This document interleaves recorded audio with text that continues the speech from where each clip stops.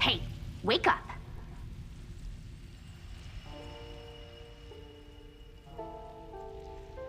Hey, did you hear me? Call him, Bina. I said wake up, now! Oh, good morning, Sandrone. It's 3 in the afternoon, actually. And could you kindly not use my quarters as your personal nap room next time? But I feel so safe here. And your coffee, right? It's so bitter, but it smells lovely.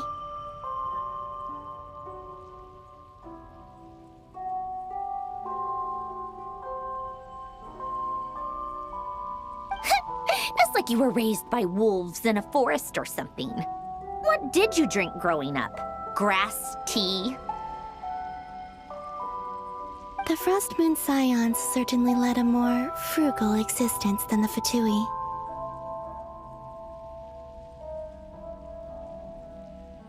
Then I'll bet you've never eaten one of these before.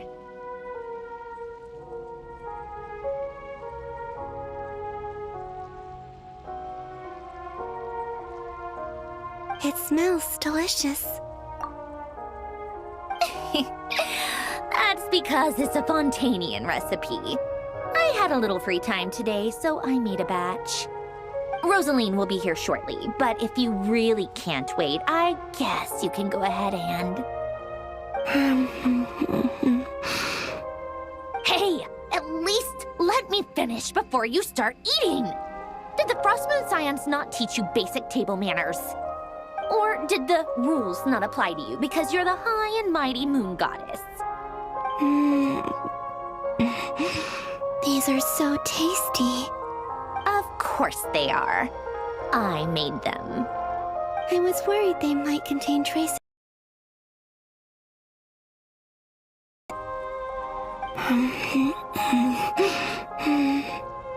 You know, there's something I've always wanted to ask you. Why did you leave your old home and join the Fatui? I mean, I'm sure their food was awful. But there's gotta be more to it than that. Well, life there didn't go quite how I imagined. What were you expecting? You're a god. Your followers are gonna make some demands of you, right? Surely you can just answer a few prayers here and there in return for the free food and drink. How bad can it be? Well, would you help other people just for free food and drink? The doctor told me that you were created by a great mechanic, Lord something Fisher. The Lord Artificer. Ugh, some people can't keep their mouths shut. Oh, Lord Artificer. And didn't he have something to do with the, narcissist? Narcissenkreuz Ordo. Yes, that was it. Narcissenkreuz Ordo. So, would you try to fulfill their wishes? You must be joking. I wouldn't go even if they paid me. I don't even know them. Exactly.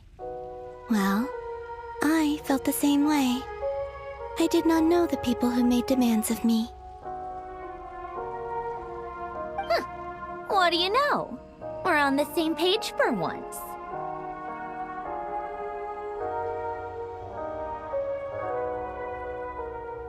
In his later years, Elen did ask me if there was anything I wanted to do. If I had any wishes of my own.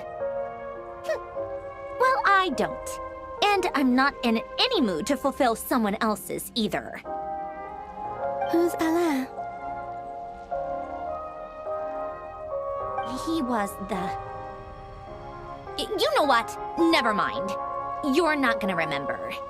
Anyway, the point I'm trying to make is, Neither of us is the self-sacrificing type.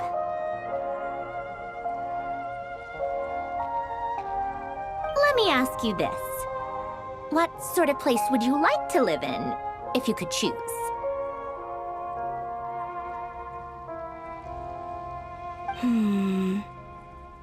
A place where people don't ask me for things I cannot give them.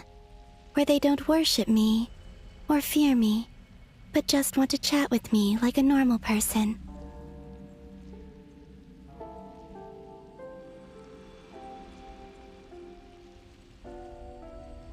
I'd also like the freedom to come and go as I please. And ideally, it would be somewhere with the smell of coffee and snacks.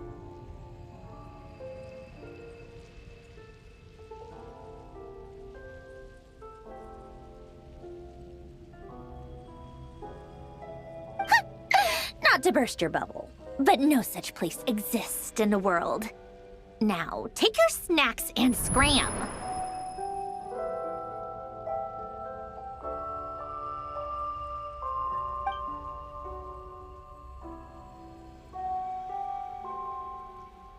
Did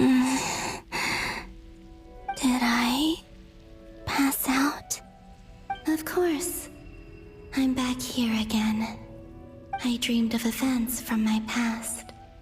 Sandrone. Traveler. I miss you all so much. Back there. I guess I managed to harness all the Kuvaki energy on Hisi Island. But how did I do it? Time is flowing backwards here, and I can use that familiar power to enter the world of the past. That mystery ally everyone talked about. It was me all along. I can sense that there isn't much more power remaining up ahead. What lies at the end of all of this? Will time keep flowing into the past? And will I ever find my way back?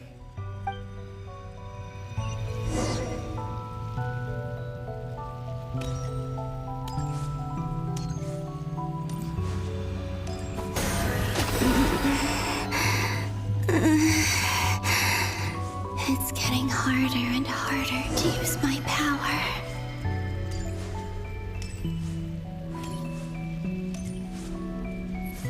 I'm no match for the Abyss in this state. I need to avoid the contaminated fragments.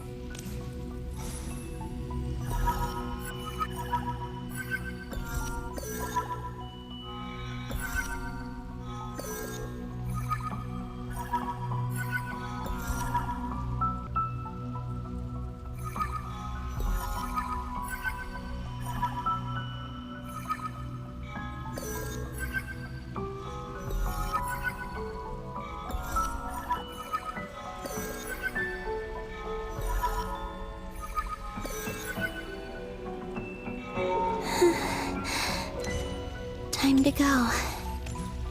I wonder where I'll find myself this time.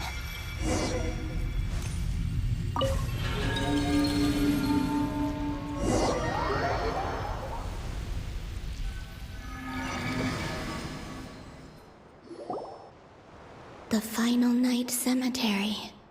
This is where Flint's is based. Or not!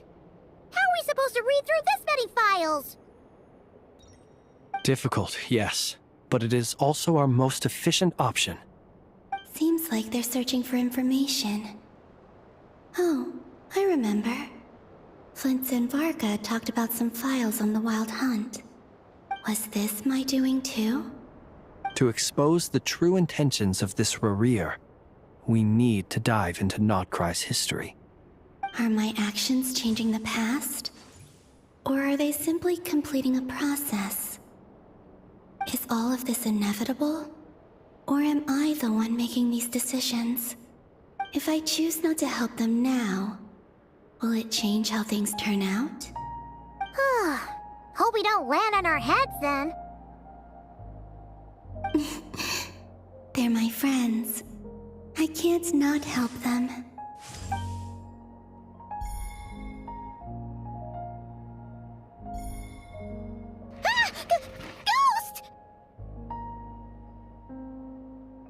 And the other one was... here. Hey! Another file's moving!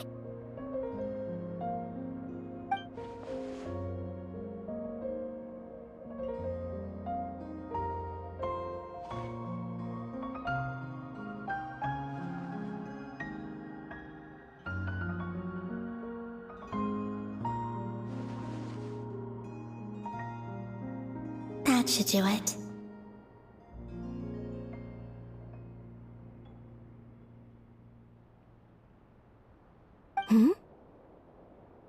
Luanatar? You can sense my presence? Wait!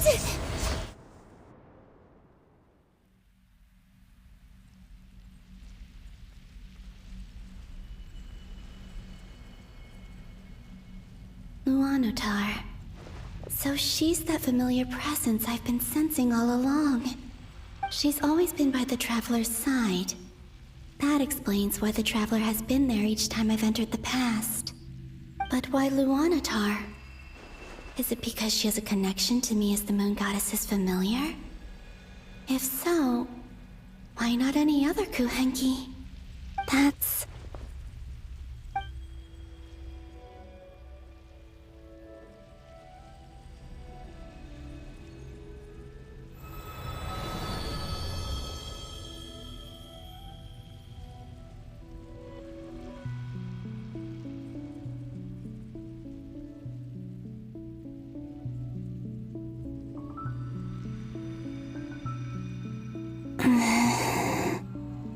I cannot sense any power up ahead. Just a void, stretching out into infinity. This is likely my final chance to enter the past. It's now or never. I have to find a way back.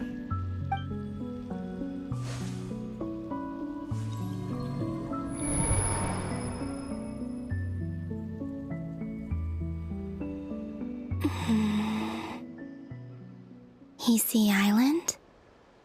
How far back in time is this? Where's Luanatar? I can't sense her presence this time.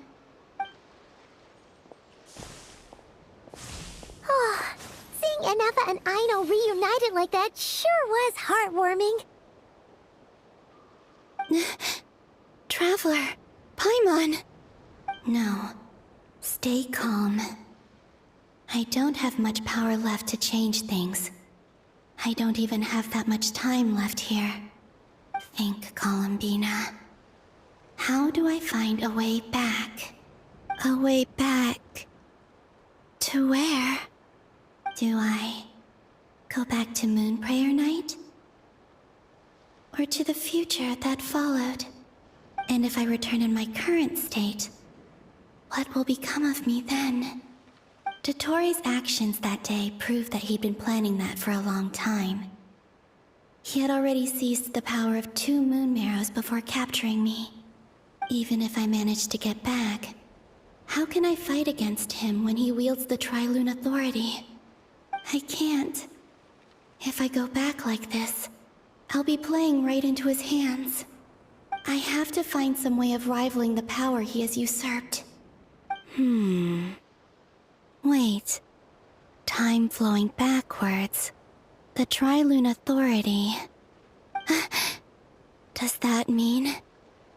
I think I know what the final destination of this lunar reflection might be. I know what I must do. Speaking of homes, we must already be close to where the Frost Moon Scions live. The vibe here feels different, just like the scenery. But how do I communicate my plan to my friends? Should I write it down here? No. Someone else will see it. I need something with a close connection to me. Something I can use as a medium to tell them what's happened to me in here.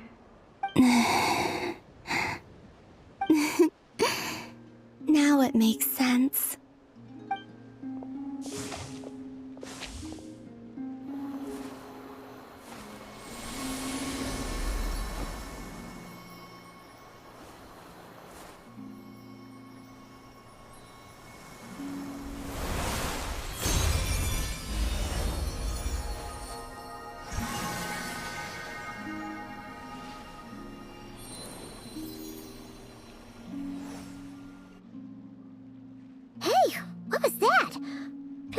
some sort of breeze blew by, and then the petals suddenly turned into...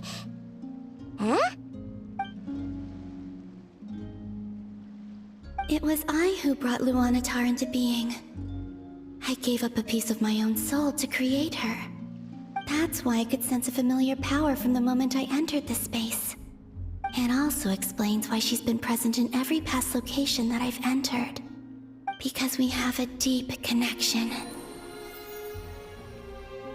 Hey there! What's your name?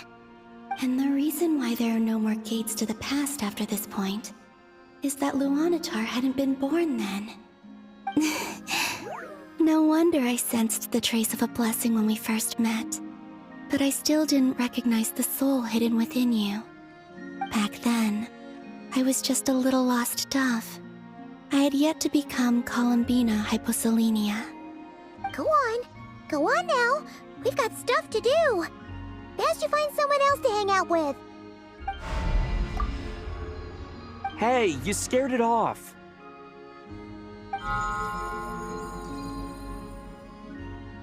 I'll be counting on you.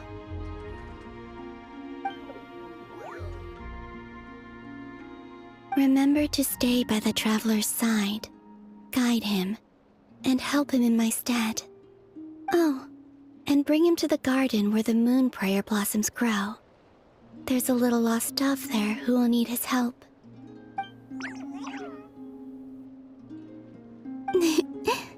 Go on.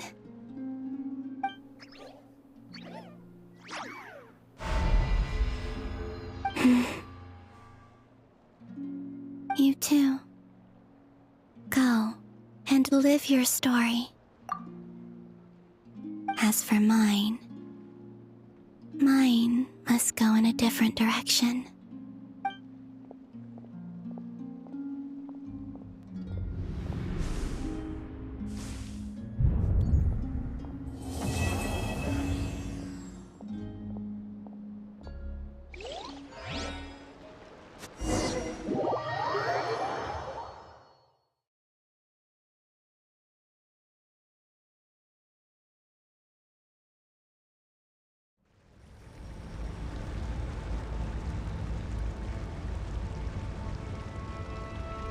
How would you like to experience the thrill of never being held accountable for your actions? You could crush people like ants without consequence, or tear off their heads or limbs as you please. Believe me, such a life is but one small step away. What point is he trying to make? Freedom? But the freedom to kill? To do evil and get away with it? Why would you offer me that? The creation of a world is the ultimate scientific experiment. I have taken my research to the highest level, where I shall be not just a god, but also a servant to many sacred spirits. I shall heed the truth and perform holy deeds. A god's laboratory is the perfect playground, but it needs the right occupant to explore its full potential.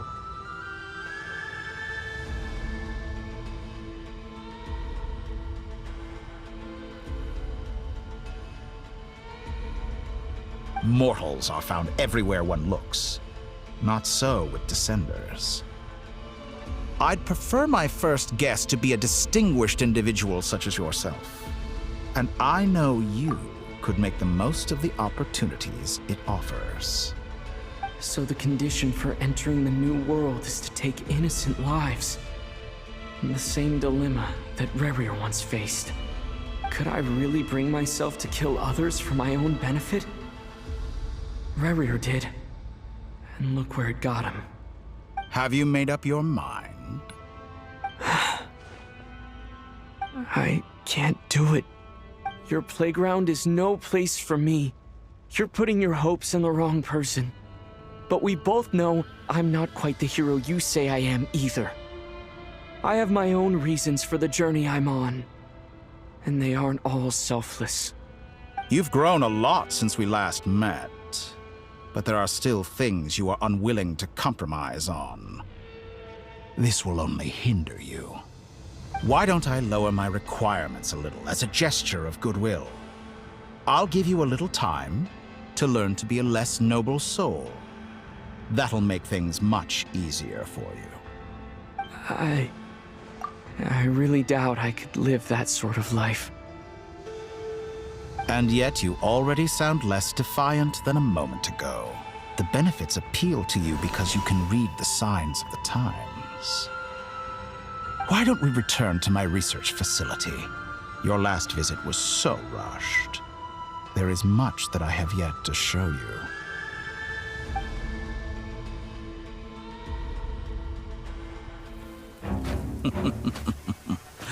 Now to that question,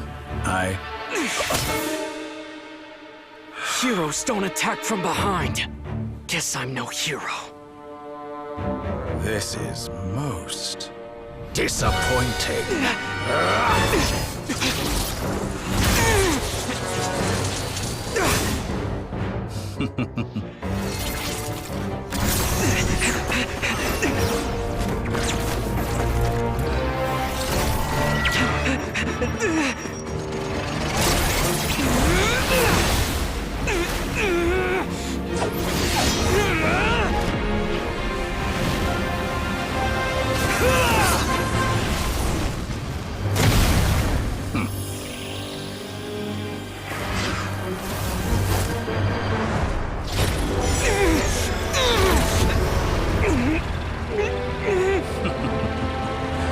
Now then.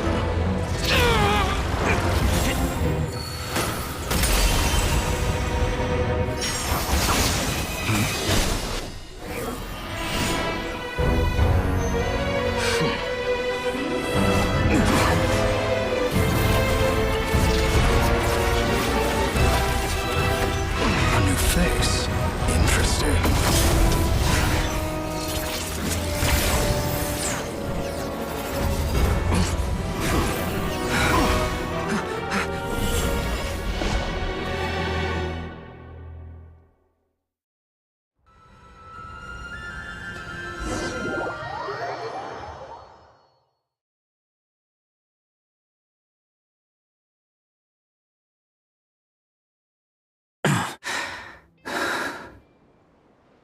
You're still gonna call me Hat Guy after that, huh? I didn't see anyone else in there who needed saving.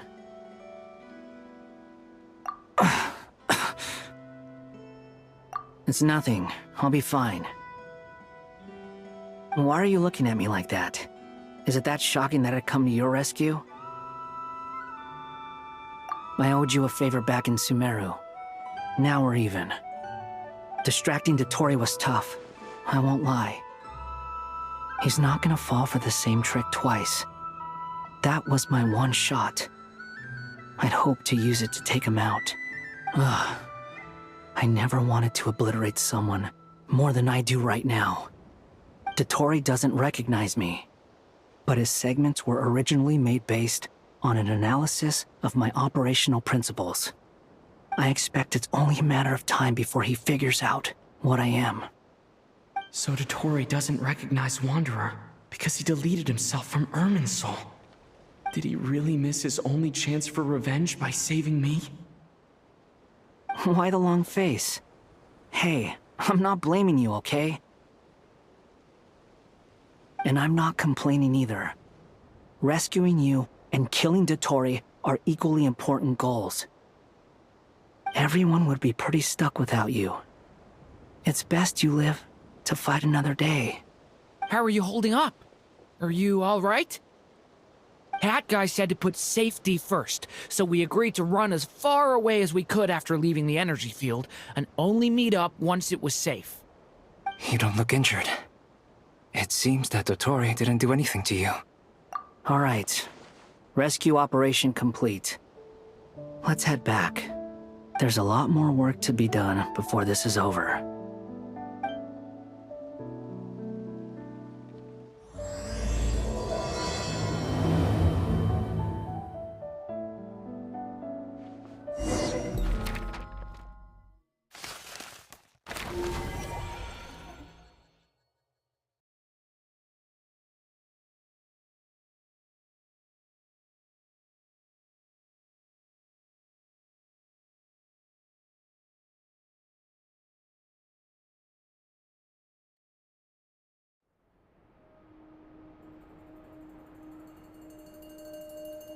Understood.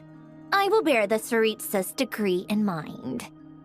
I don't see what's so awesome about it, though. Does he really think everyone else is as immature as him? I'm not stooping to Tartaglia's level. I thought you might say that. How's your progress?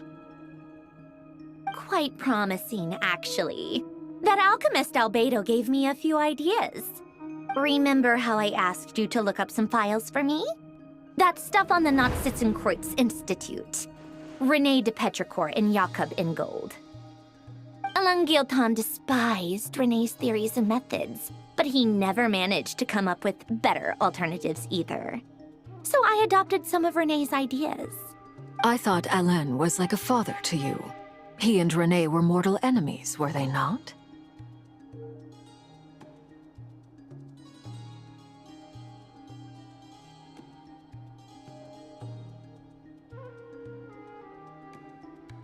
And what would you say if Linny and his friends one day learned something useful from someone you utterly detested?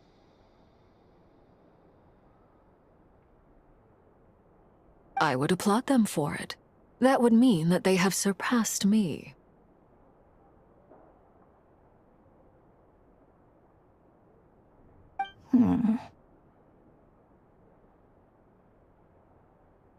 For all we know, Alain Guilton might have thought the same thing. Not that it matters, though. He's dead, and I'm alive. So it's my call to make. Once you die, it doesn't matter how great you were in life. Only the living get to decide what happens next. Hey, come on out. They're back. Huh?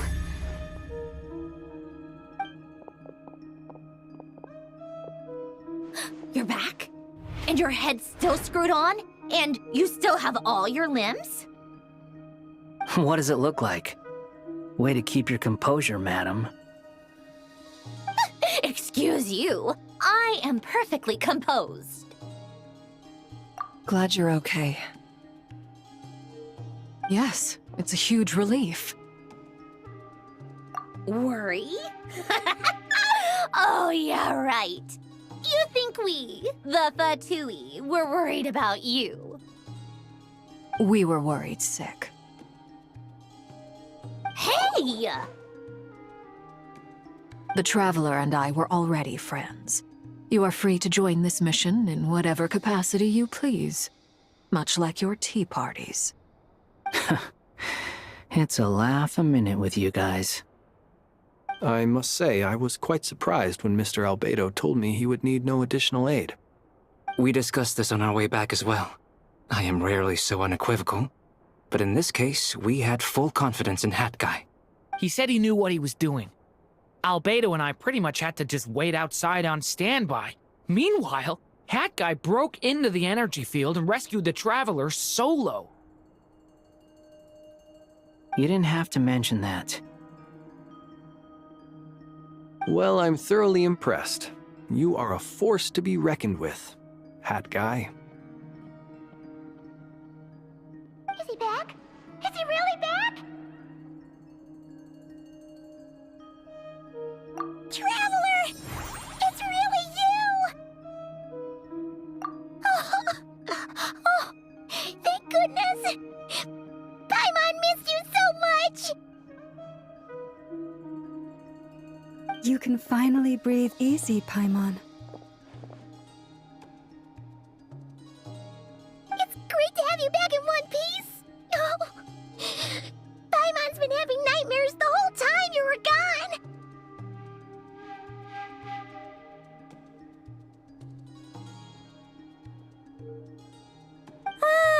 Look at them. You know, once you reach my age, there's nothing better than watching a misty-eyed reunion between friends.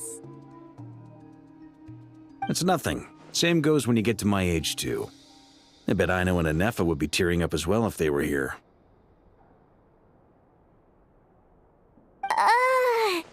Varka, I'm not sure Anefa can cry. Oh, yeah, good point. Hey, your eyes are looking a little red and puffy. Come here. Let's hug it out.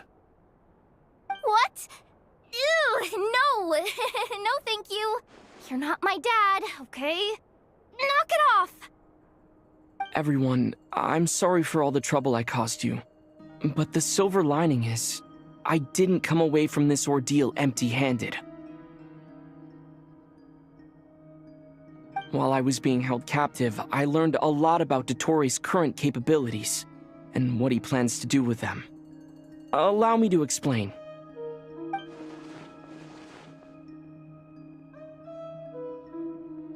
The three moon goddesses were even more powerful than we imagined. No wonder Dotori believes himself to be equal to the gods, maybe even superior. Utter blasphemy. While everyone was gone, Nefer and I made an interesting discovery, and I believe Miss Sandrone has something to share too. Ma'am, perhaps you could do the honors?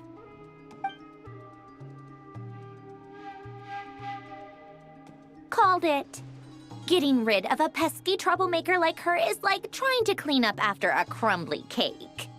It always comes back to haunt you. Our next step is to find a way to bring her back. A place where time flows backwards, with no destination in sight. Surely it must have been created for a specific purpose. But I fear the answers are buried deep into Vat's history, held by great powers beyond our reach. It sounds like she's on a specific path through time, just traveling in the opposite direction to us. The question is, where does that path lead? Or will it keep going to infinity? We considered that question as well. Strictly speaking, time is not infinite.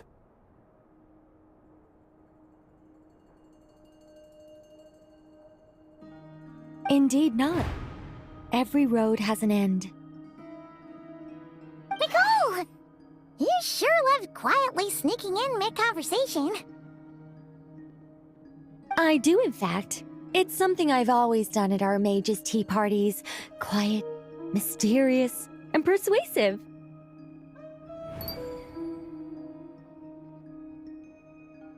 You wonder what lies at the end of her road.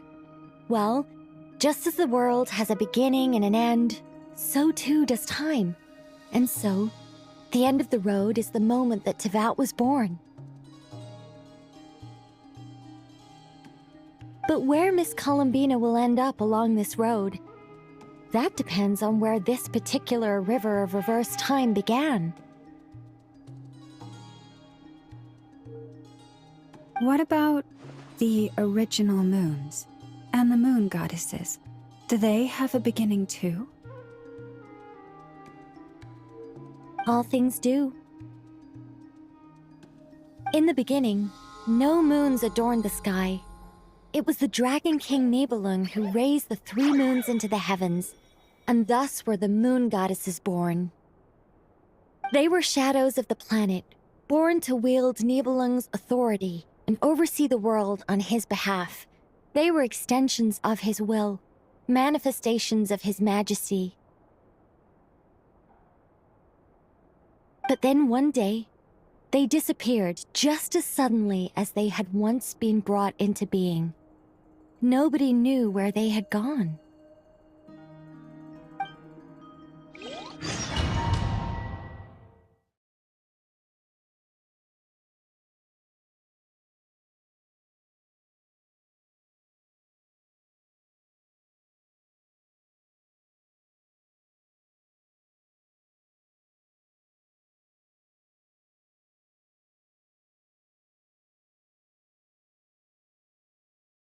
Like I thought, no more paths back to reality have emerged since. But how can I be sure that I'm going the right way without scenes from reality to keep me on track? I can't even be sure of how long I've been walking for.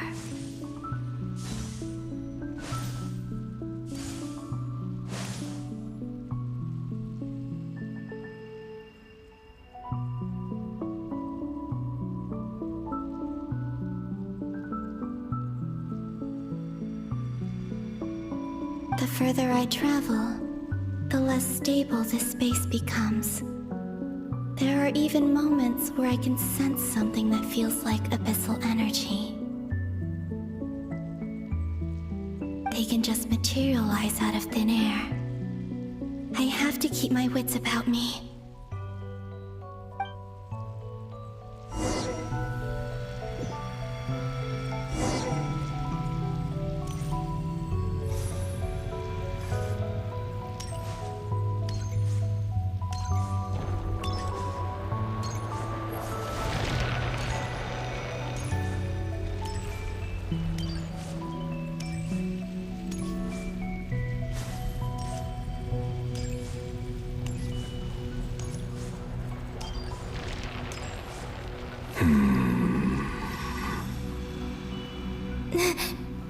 Is that the Ray here of Solnari? I can't believe he survived. How did he do it?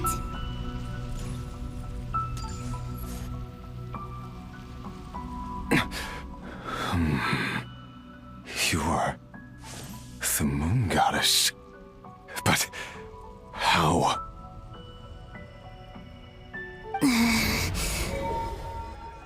Please, there's no need. I'm not interested in fighting anymore. I find that a little difficult to believe. Yeah. Honestly, so do I. The way you used my own power against me was... And then, in the final moment before I was thrown into this space, I got to see an old friend. Mr. Dainsleif. Right. It was so long ago now. But we were friends once. And when I first got here, I was filled with hatred, remorse, and rage. How I cursed and devoured. I tore everything here apart. I was consumed by the desire to leave this place and have my vengeance. But to no avail. This is a place with no exit. This is the second time I've entered this space. Though I have no memory of the first. I was torn to shreds the moment I entered. But this time I survived. It must be partly because of this new body, and partly because of all the Kuvaki I absorbed in Nodcry. Are you the source of the abyssal power in here? Not all of it. Some is from when I first arrived here and tried to destroy everything. But there was already a degree of abyssal power here before I entered. And like a venomous snake baking in the merciless sun, it tried to slither into my shadow. Tried to? So, you rejected it? Yes. Because after that, the world suddenly became silent for a moment. What do you mean? The voices in my head, they were gone. And then, I saw her. Her?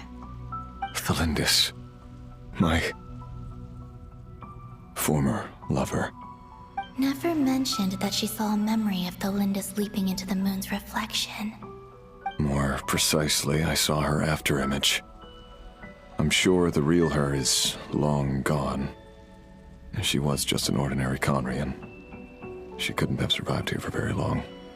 Anyway, why have you come here?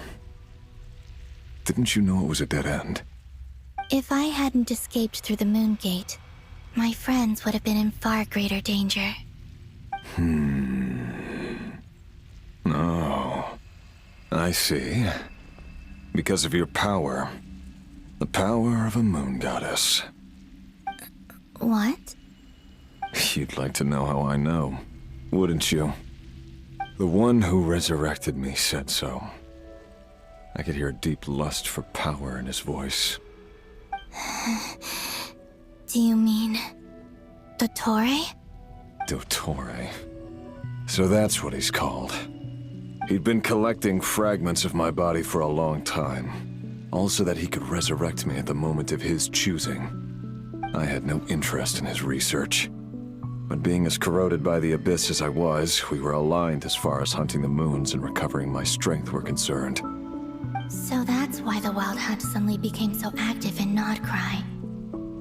When I left the Fatui in my weakened state, Dottore must have felt that his time had come. Moon Goddess, could I ask a favor of you? What? I know this is a lot to ask, especially from someone who tried to kill you. If you refuse, I won't fight it. But this is the only thing I desire now. Nothing else matters. What do you want? I'd like you to take a message to Thalindis for me. Thalindis? But... Yes, she's dead. But like I said, I saw her afterimage. I can sense that some part of her soul remains here. Far, far ahead. Why don't you go and speak to her yourself? I can't. I don't know why, but I can't move freely in this space as you can. All I can see is a glimpse of her walking away. Just like the moment when I last saw her in life. In return, I will clear these abyssal obstacles for you. No, not in return. I'll clear them for you, whether you want to help me or not. It feels like something I ought to do. Why? Yeah. Why, indeed. I've been asking myself that question a lot recently. Why did I do the things I did? I'm tired of it all. Tired of the person I became. People used me. And then I turned around and started using others. I hurt a lot of people. I think I grew tired of it long ago. But I wouldn't admit it to myself. And ultimately, that's how I ended up here. What's to tell her? All of it. My past. My mistakes. Everything that happened after we were separated.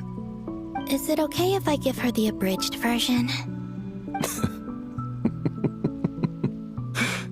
Yeah, I'm sure there's plenty you can skip over. Just tell her the important parts. Whatever you think that means.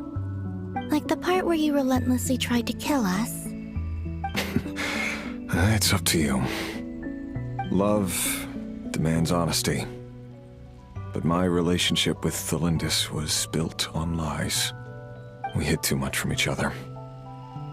But after living my whole life in the shadows, I don't want to hide anything anymore. I will do my best.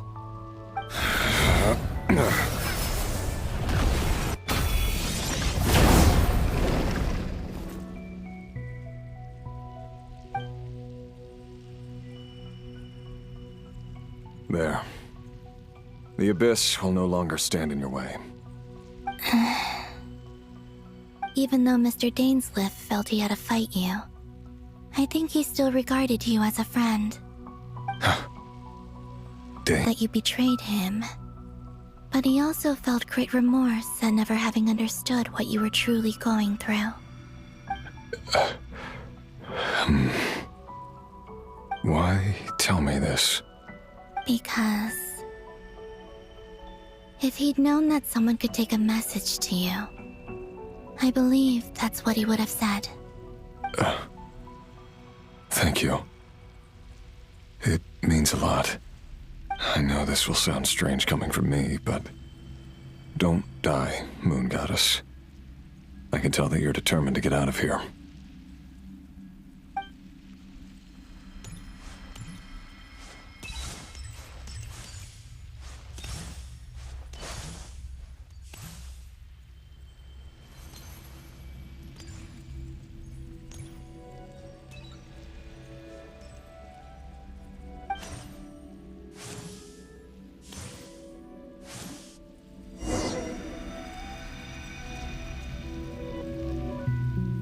kept his word.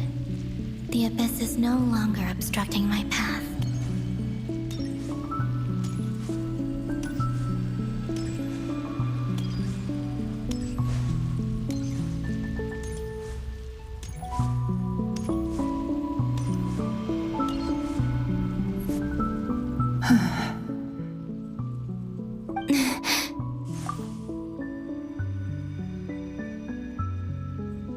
Is that the Lindis? She wasn't far off at all. And yet, they can never meet. Hello, Miss Lindis. Who are you? How do you know my name? I've never seen anyone else here before. You can call me Columbina. I promised Rerir that I'd bring a message to you. Rerir? My Rerir? Is he well?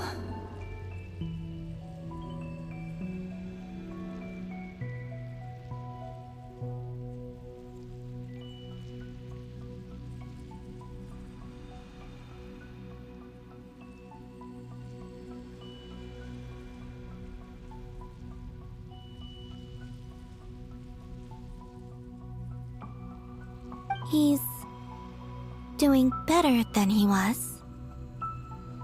Better than he was, huh? Sounds like he's had a pretty rough time. Others have had a rough time on his account too. In many cases, their time ran out because of him.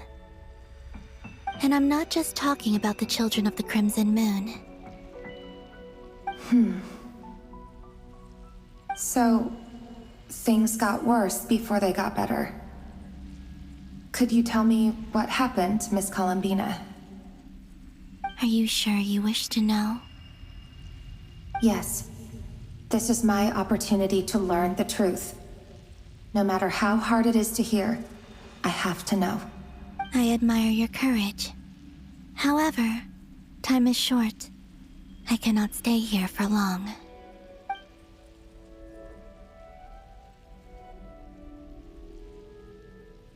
Rerir had seeds of hatred in his heart, and many people nursed them for their own ends. On some level, everything he did was to try and find a way to see you again. But in the end, he came to regret his mistakes. He wanted to apologize for hiding his past from you. Beyond that, he did not say specifically what it was he wished to convey to you. But I'm sure that you've always been on his mind. You are what has kept him going over all these years.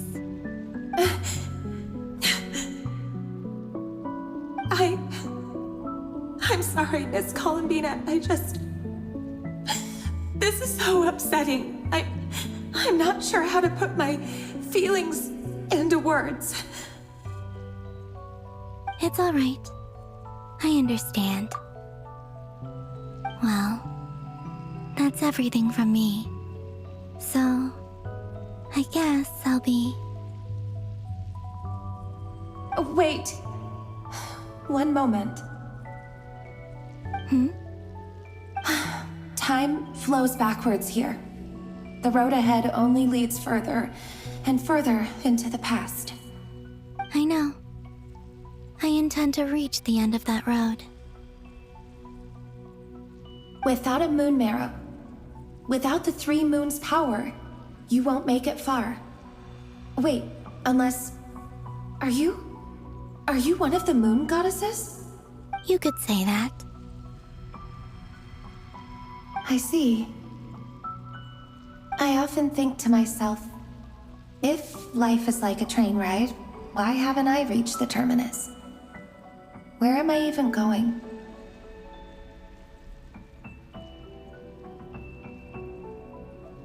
And it's not just me. It's this whole place. Wherever it is, it seems like it's existed forever. It's such a mystery. Where is it going? I must seem so ridiculous. I can't answer these basic questions, and yet I jumped right in here without hesitating, only to be torn apart the moment I entered by powerful energy currents. Only my soul remains now. Thinking back, I was suddenly overcome with fear and terror in that moment. Perhaps I too became bewitched by the abyss.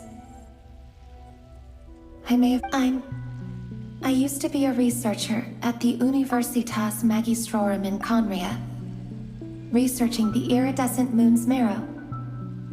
Eventually, I came to the conclusion that time in here flows in reverse. Rerir was one of the Finster King's retainers. With me, he was in an impossible position. It plagued him constantly. I wanted to help him escape his lot in life. I wanted him to be happy, so I thought I'd use this place to return to the past. At the time, I thought I could just go back to the day that the Finster King first found the princess. It was only after meeting the princess that the Finster King started going too far with his research into the abyss. That was the day all of our woes began. I thought I could stop the king from ever meeting her and solve everything. I couldn't kill the Finster King himself, so I had to find another way to save Rerir. That's why I wanted to go back, to kill the person who had brought new possibilities to our realm. I'm sure it was a futile endeavor, but the abyss probably enhances the basest human desires. So I naively hoped I could change everything. But I was simply too weak. Like a speck of dust against the whole universe. Look at me.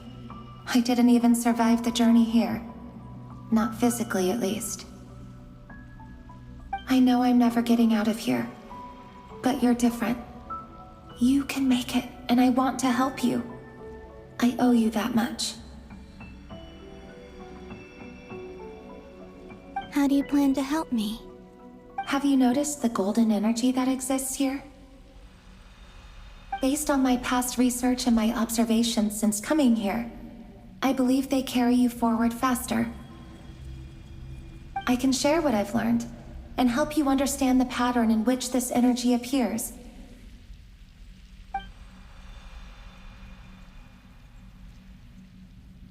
I think you just might...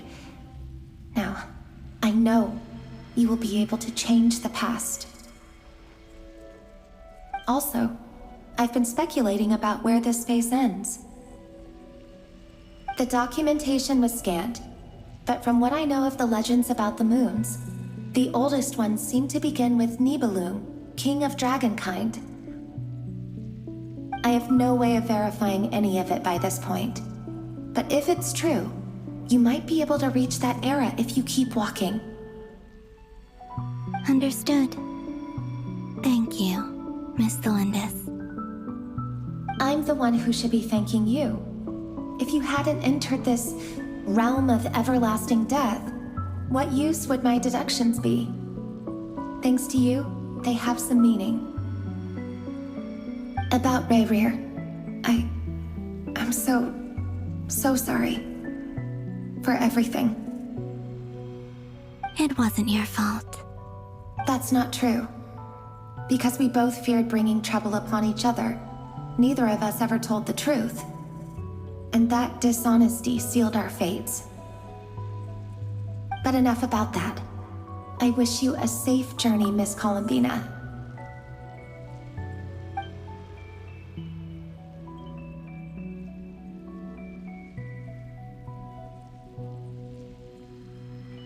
And may the outside world never have to experience pain like this again. Rerir, you're there, aren't you? I cannot see you, because you exist in the future. I expect we'll be trapped in this prison of space-time for all eternity. But please, gaze upon the past, and then sit for a while.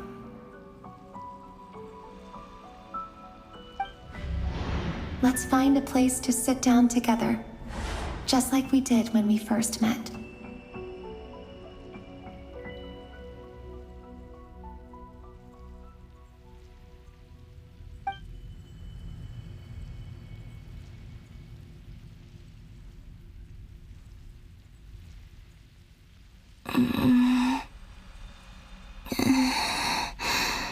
How long have I been walking? How much further till I reach the end? Is there even an end to be found? Everything's getting blurry.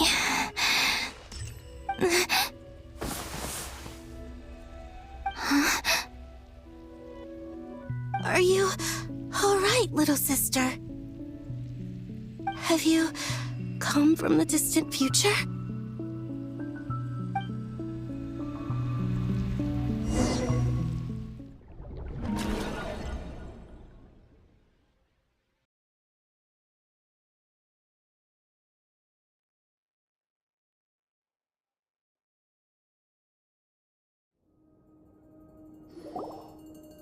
So, how exactly did the moons just disappear? Shouldn't it be a little harder to get rid of major creations like moons? The world is a vast and ancient place. On a certain scale, all life lasts for but a fleeting moment. Miss Nicole explained that the moon goddesses likely perished in the War of Funerary Flame. The moons themselves were also destroyed at that time, save for the Frost Moon, from which a new moon goddess was later born.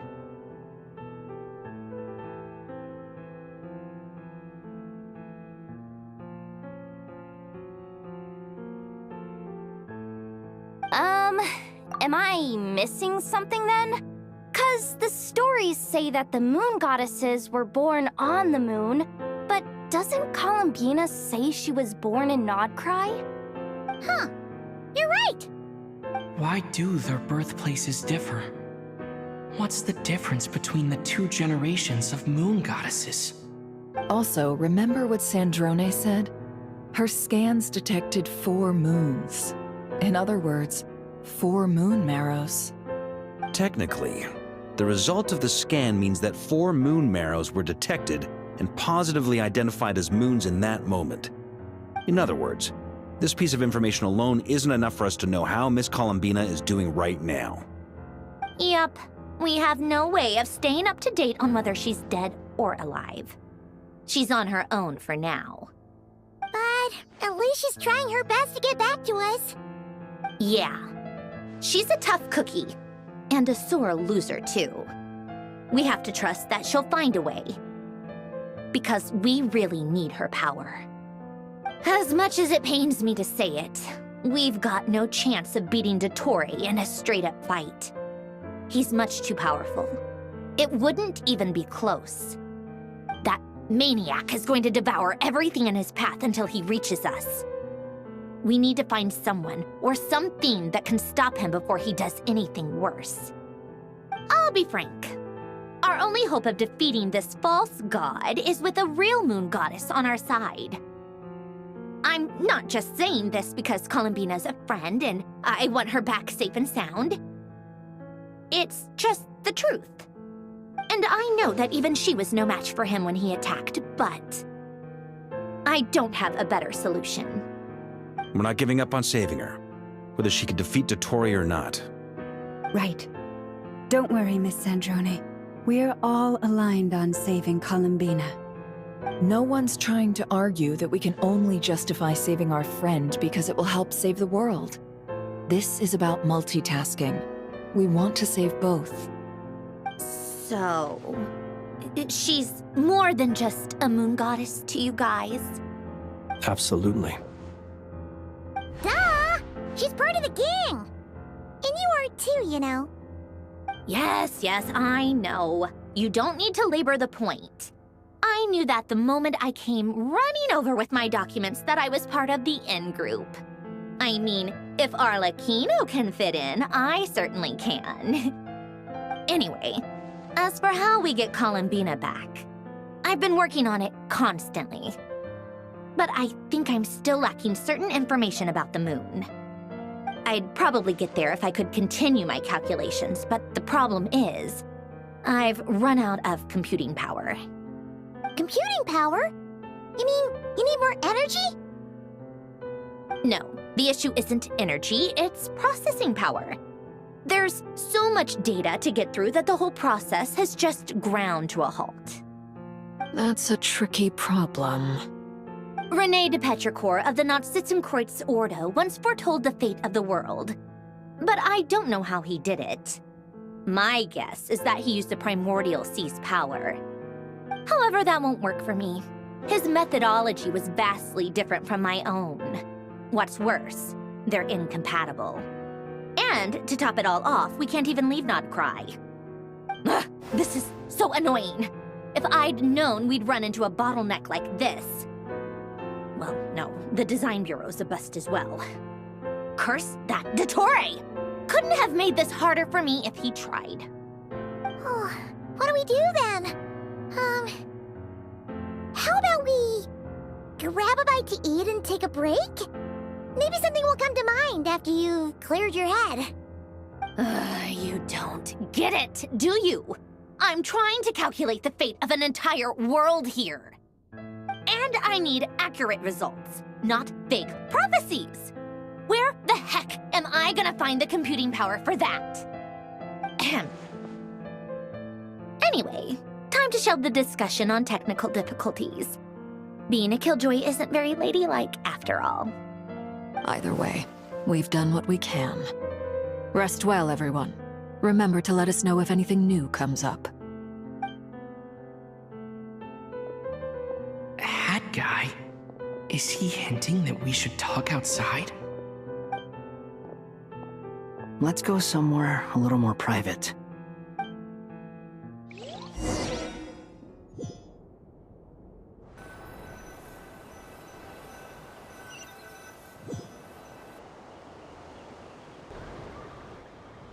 You know that Dory went back to Sumeru, right?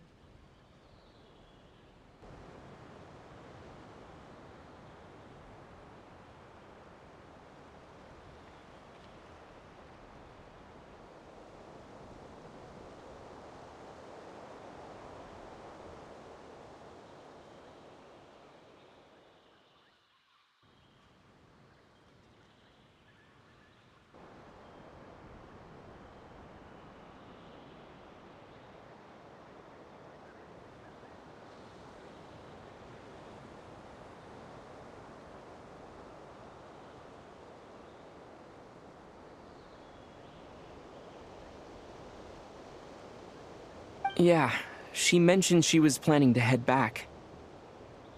Things aren't looking good for Nodcry. She's gone to spread the word so that Sumeru has a chance to prepare for the worst. From what I know of Dottore, there are two possible reasons why he hasn't made a move yet. One is that he's still working through some kinks in his new powers. The other is, he wants to see how we're going to react. He'll easily devour everything eventually, so I guess he's in no rush to make it happen. The first false god he made was me. Now it's his turn. Even though my records were erased from Irminsul, Dottore's ideas haven't changed one bit. He once told me that becoming a god was like turning yourself into a hungry wolf or giant serpent to devour the moon. Clearly, he began studying the moon goddess's powers long before he even tried making a god. He's always wanted to get his greedy hands on divine authority one way or another. And in the end, he devoured the moon where I failed. In the desert of Sumeru, there is a chessboard built by King Deshret, also known as Al-Ahmar. I don't know if it was a real game, or if he was just trying to challenge his servants and citizens in some way. But creating games and setting rules, gods do that as a matter of course. That's the kind of power Dottore craves. Now he has the Trilunar Authority. His power is leagues beyond the common people. I don't think there's any point in other nations rushing to the front line. They're better off focusing on defense and hoping they can fend off any threats that spill out from Nodcry. Either way, Dori will inform Lesser Lord Kusanali, and she will contact the other gods in turn. The Seven will have some recourse available. If nothing else, their protection should keep the rest of the world from descending into chaos as quickly as Nodcry has. So on the bright side, even if Nodcry is doomed, your friends in other nations won't be in any immediate peril. That's good to know. But I'm not ready to give up on Nodcry yet. There's a word for people who refuse to let anything go. It's called being greedy. Maybe it sounds greedy to you, and probably naive too. But whatever you call it, that's what gives me the determination to keep fighting. Battles are fleeting, but the will to fight is a long-term commitment. Give up for even a moment, and your resolve will shatter. Why do you always feel the need to do the right thing? No one is born to be a savior. I mean, who's gonna criticize you if you fail or give up? Don't take this the wrong way, but Dottore said something similar to me. I guess the Fatui attracts people who don't believe in saviors. Not necessarily. It's less about belief for me. I just want to know how determined you really are. After all, I don't owe anything to anyone else here. Only you. You look kinda worried. If your arch-nemesis was about to achieve their ultimate goal, I think you might feel a little worried too. That's true. Dottore is about to become an omniscient, omnipotent deity. That's gotta be a bitter pill to swallow. Still, you're calmer than I expected. Obviously. I have to admit that my past self was a reckless fool who misunderstood not only the point of revenge, but how to achieve it. And as much as I want my vengeance, I know I'm not gonna get it by acting alone. If the world's taught me anything, it's to think before I act. Too bad it never taught me any other virtues, though. So, I am going to destroy Dottore, no matter what it takes. So, what's your plan? I'll get to that. First, tell me, what do you think of Sandrone? Just like Paimon said, she's a friend, part of the gang.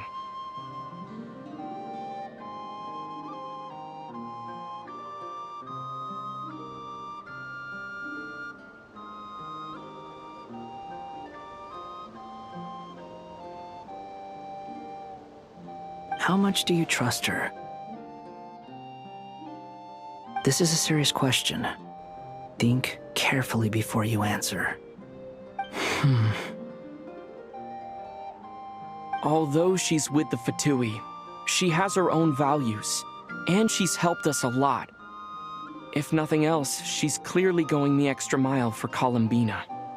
I see no reason not to trust her. If you say so. In that case, the three of us need to talk. I have some thoughts about her computing problem. It can be solved, but it will come with a cost. How much? If I can afford it, I'll cover it. Sometimes your heroism really backs me into a corner. You know that? Come on, let's go talk to her.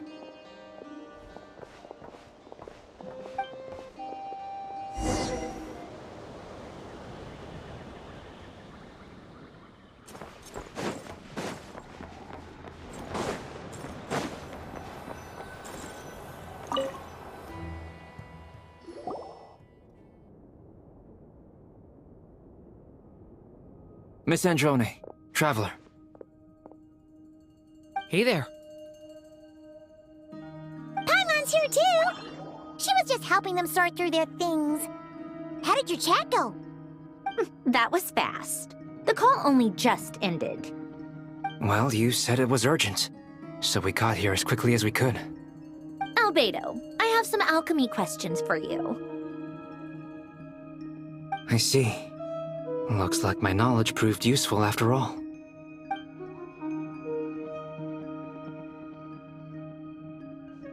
If I might ask, what is the end goal for the modified formula you'll be using? I needed to predict the future of the entire world. But I've run into some teething issues since trying to implement Renee's theory of the 4 Orthants. I see. I'll have a look at it. Still, computing power is the real issue here. How do you plan to solve it? About that, it's been sorted. Oh, with the Traveler's help? Actually, you're not wrong. He found the person with the solution. Was it Hat Guy? Yeah, it was him. Wow! Go Hat Guy! Seems like all that time studying at the academia is paying off big time. But where is he? Wasn't he the one who asked Albedo and I to come here? Come with me.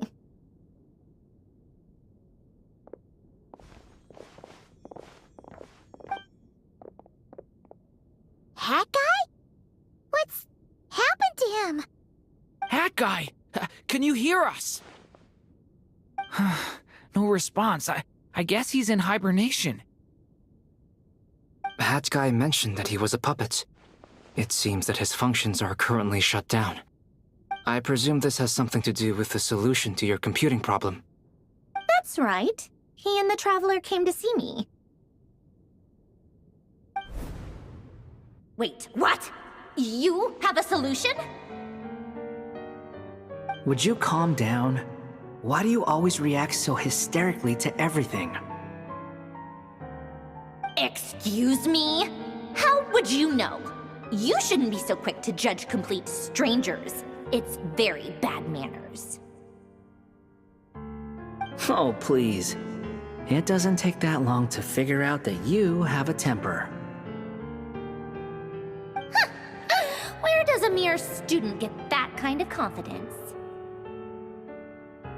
I've actually published more papers than you. Not that status counts for much. Even Paimon's applied for academia admission. Huh? Are you serious? See? This is why I can't be bothered to explain myself. She recognizes no one's skills but her own. Okay, fine. I'll hear you out. So, tell me, how do you propose to solve my computing power problem? This world itself is constantly processing all kinds of information. If it's the world's future you're trying to calculate, you need a processing device that's designed to cope with that volume. Easier said than done. Only Irminsul can handle that kind of... Wait, is that what you're suggesting? But surely we can't just plug my formula directly into the ley lines. You should be able to tell that I'm not human, right? Yeah, I noticed. The technology, though, seems pretty ancient. Very different from Fontaine's. It's a completely different system. Conrian to be precise. I'm what they would have called a puppet.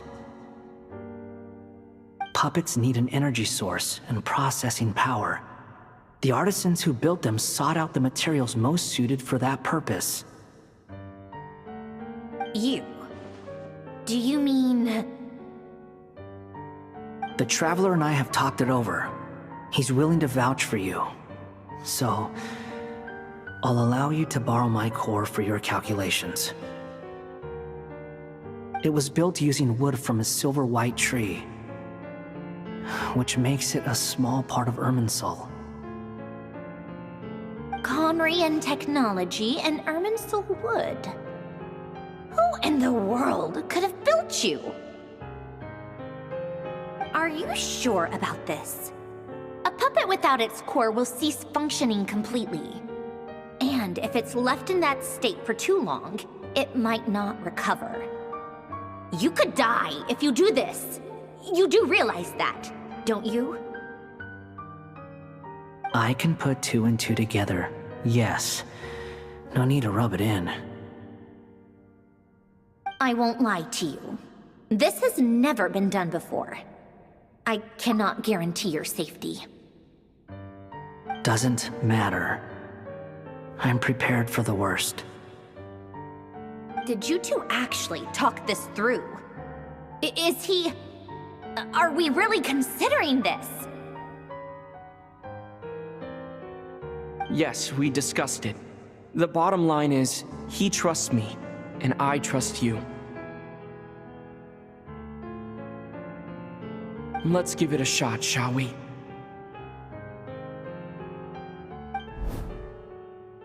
Honestly, I have no clue where this kid even came from. But for whatever reason, he lent me his core to use in my formula. I'm very close to finishing my calculations now, and the core is currently in use. So I'm sorry, but I can only show you a sketch right now. This is what the core looks like. A silver-white branch. It certainly matches the legends told about Irminsul. Is Hat Guy gonna be okay? He's not gonna die, right? Right? In theory, he should be fine. As long as we put his core back in time.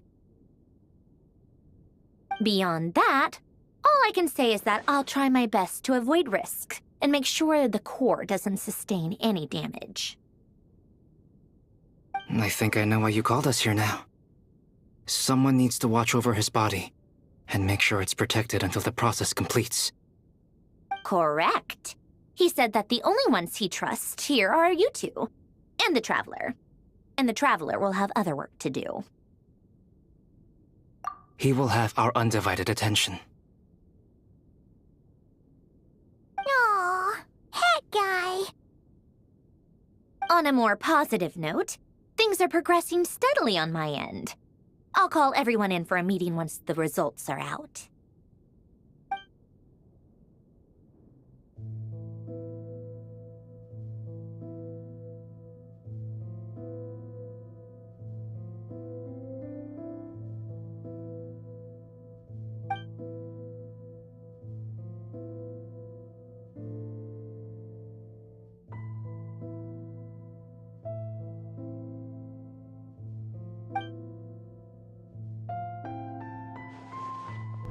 The worst-case scenario with the core removal is either a system reset or a total loss of function.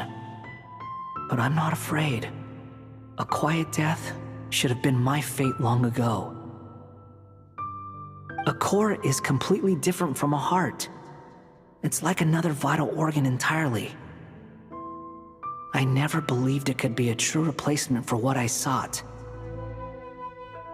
But in the end, it turns out the core was more useful to me. Pretty funny when you think about it. It's like the punchline of my entire life.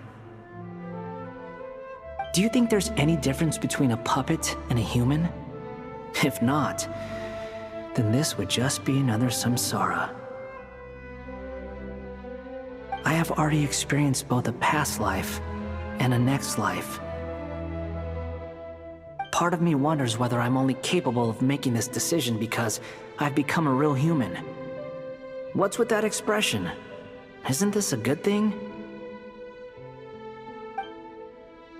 Sandrone will succeed, won't she? She has to. She will. We all have to persevere until this is over. That's right. And I'll protect you all until a moment of victory arrives.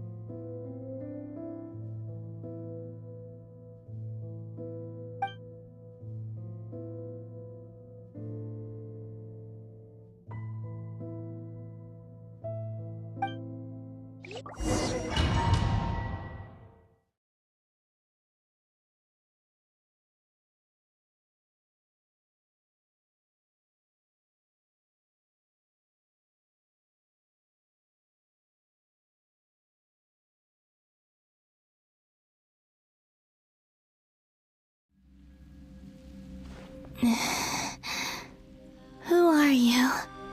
Call me Sonnet. You have the same power as Canon.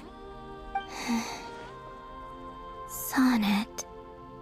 So, you're the goddess of the iridescent moon? Oh, goodness. You recognize me? Well then, what's your name? Columbina. Columbina Hyposelenia. Hyposelenia. What a lovely name. Did you choose it yourself? It was a joint effort between me and my friends. Friends? You mean your friends in the heavens? Huh? Oh, sorry. You must be exhausted. I apologize. Hang in there. Let me introduce you to my older sisters. Do you mean the other two moon goddesses? Arya and Canon? Wow, you sure know a lot. Hey, does that our story goes on into the future? Oh, I guess that wasn't the best question to ask. It's alright. We were prepared for that possibility. You could say we were too prepared. I can't even remember how long my sisters and I have been here by this point. When did you get here? How long has it been? I can't say for sure, but it feels like it's been forever. I see. Are you feeling alright? You look a little unwell. I can hold out a while longer.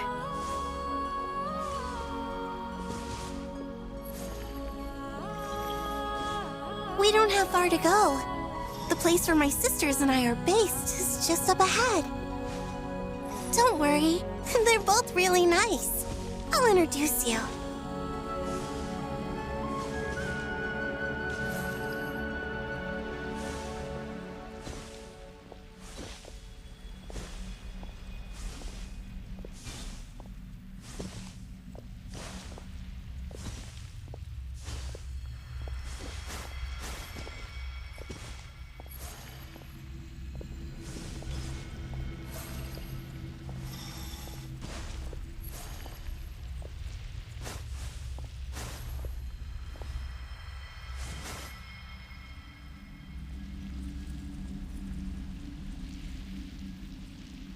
Sisters! I'm back! And look who I've brought with me!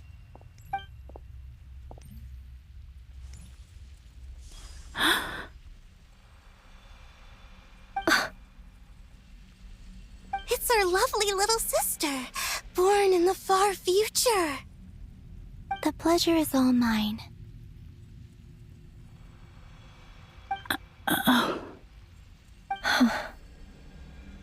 Allow me to introduce you to Columbina Hyposelenia. This is Arya, the goddess of the eternal moon. And this is Canon, goddess of the frost moon.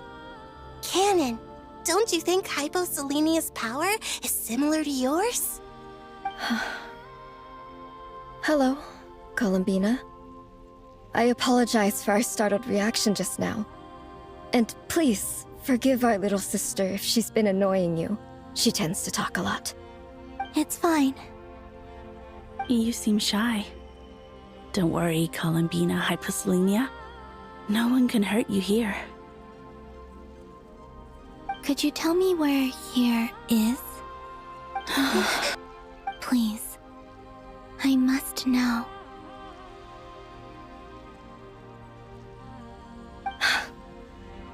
My dear sister, this is where Tevat's original ruler, the Dragon King Nibelung, imprisoned the moon goddesses. What? You're scaring her, Canon. No, I'm fine. Please, continue. Nibelung, our original master, created us in the distant past to maintain Tevat. But he left this world and traveled into the dark universe beyond, to explore worlds vaster still. Day and night, we fulfilled our duty in the heavens, until the day that the first Descender arrived. The great ruler of the firmament. The heavenly principles. Is that what later generations call them? I see. But we did not reject them at first, nor did they seem to harbor ill intent towards this world. We coexisted in peace. They were like a guest in our home. Slowly, however, we came to realize that our guest had a growing desire to change and dominate the world. And you didn't stop it? No. There was an order to the rules they set up that Nibelung never taught us. We wanted to know if this order would bode good or ill for Tevat.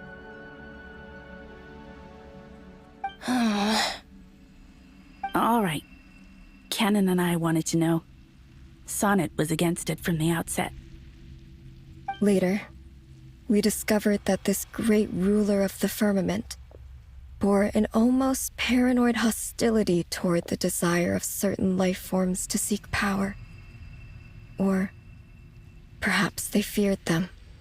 They would even cast down celestial nails as manifestations of their power, to punish the civilizations of the world below. Only this was far beyond mere punishment. Right. Their rules brought order, but the price people paid for merely testing the limits of those rules was far too great.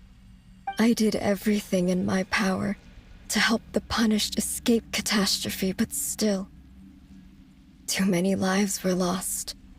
The ancestors of the Frost Moon Scions were some of the ones you helped.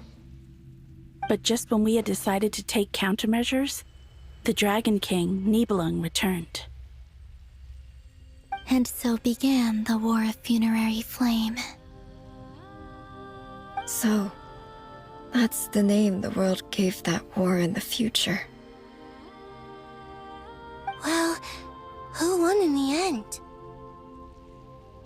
As far as I know, the Heavenly Principles won, although it came at a great cost. They remained in Tevat, where they continue to rule to this day. And the world's original master, the Dragon King Nibelung, was destroyed. And what of the moons? Are there still 3 moons in Tevat's skies? You can tell us the truth, Columbina. We know we are but remnants of a bygone age, we are prepared for the answer. Only the frost moon remains. But it has been cast beyond the false firmament by the heavenly principles. The eternal and iridescent moons were both shattered during the war.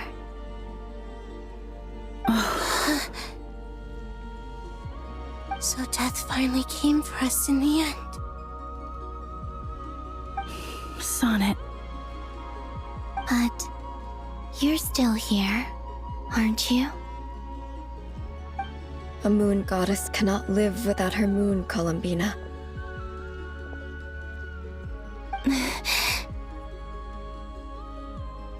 She's right. That's why I began to disappear. Because the frost moon is cut off by the false sky. How much worse it would have been if it were outright destroyed. Our souls may endure within this lunar palace, but if our moons are destroyed,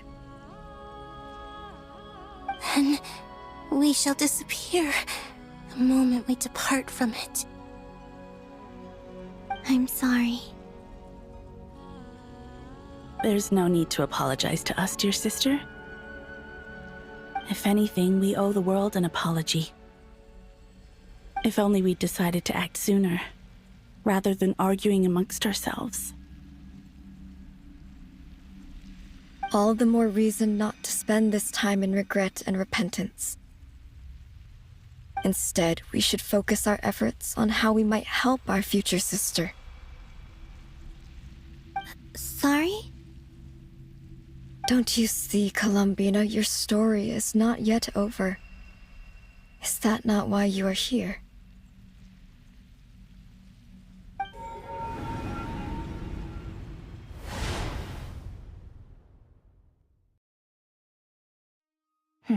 It's done. Initiate numerological array. Continue running primary process. Calculate the world's fate through extrapolation, and identify nodes of potential change.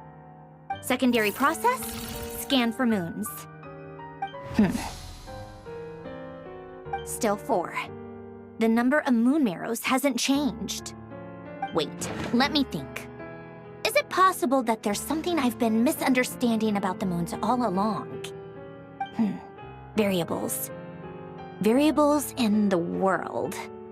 I know where potential variables within the world come from. So what about the moons? Are there any variables there? Like their life or death, for instance. What if being alive or dead makes no difference to a moon? But that's so strange. Even immortal gods can die. Why would the moons alone be? Wait! I've got it! If alive or dead is considered a variable, we might have had this wrong the whole time. No one ever said that a moon marrow equals a living moon. We just made that assumption ourselves. Initiate secondary process. Scan again. This time filtering out interfering perimeter, moon marrow. I don't care if they're natural or artificial. Get them out of my search results! Why? It says 3 moons still exist in Teyvat, even after excluding the moon marrows. But we know for a fact that 2 of them are dead. Redo the scan. Narrow the results to living moons and real moons. No, scrap that. Narrow it down to moons that have lunar authority and remain alive. Why? Why is it still 3? What is this, Columbina? Has the world lied to us? Or are you the one pulling the wool over our eyes?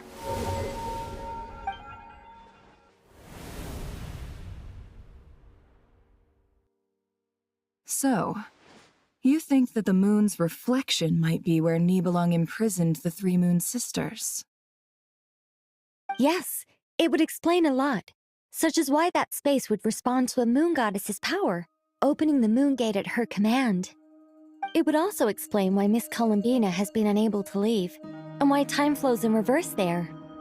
In the messages she sent, Columbina promised us she'd find a way to return, but we have no way of knowing how, when, or where this might happen. The fact that she still has yet to reappear in this world indicates that returning from that place is no easy feat. We cannot afford to simply wait for her.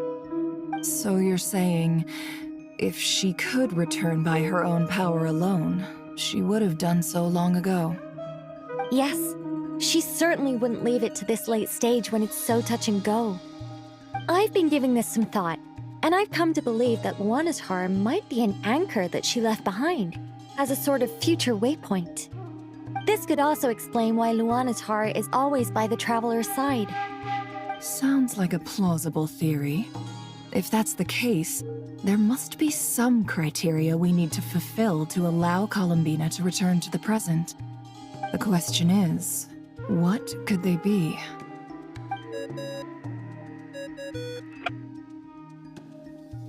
Hello? Listen up! This is extremely important!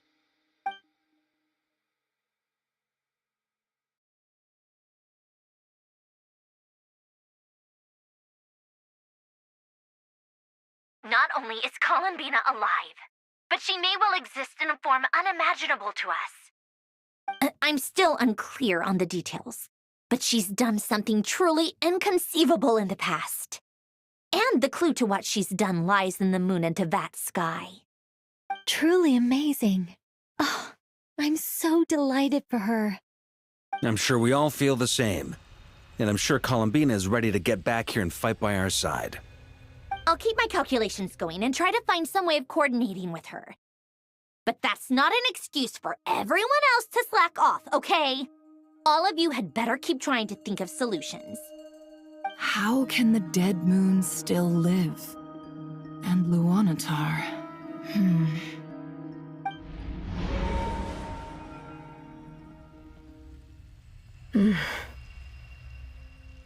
It's hard to believe that's what will happen in the distant future. Our authority is linked to the most fundamental rules of Tevat. I suppose it's no wonder that many would covet that power. I didn't realize that when you said friends, you meant people who live down in Tevat. That's so lovely.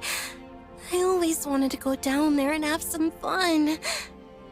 Have you ever tried leaving this prison? Of course. Between us, we've tried everything. But no matter where we go, this space will eventually bring us back here. It's like the center of a whirlpool. Everything ultimately converges here, at the moment when Nibelung imprisoned us. In that case, have you tried using any of those pathways that connect this space to the real world? Sorry? What are those? They're passages through which you can make small-scale changes to reality by using Kuvaki. Or am I the only one who can use those passages? Because part of my soul remains in reality. Kuvaki. What is that? You don't know? It's a unique kind of elemental energy found only in Nodcry, the land from which the moons arose. Oh. Well, it's true that the moons first rose up from the part of Tevat you say is called Nodcry. But there is no difference in the elemental energy between there and anywhere else. What? Could you show us some of this Kuvaki hyposelenia? Maybe if we see it, it'll make more sense. Okay.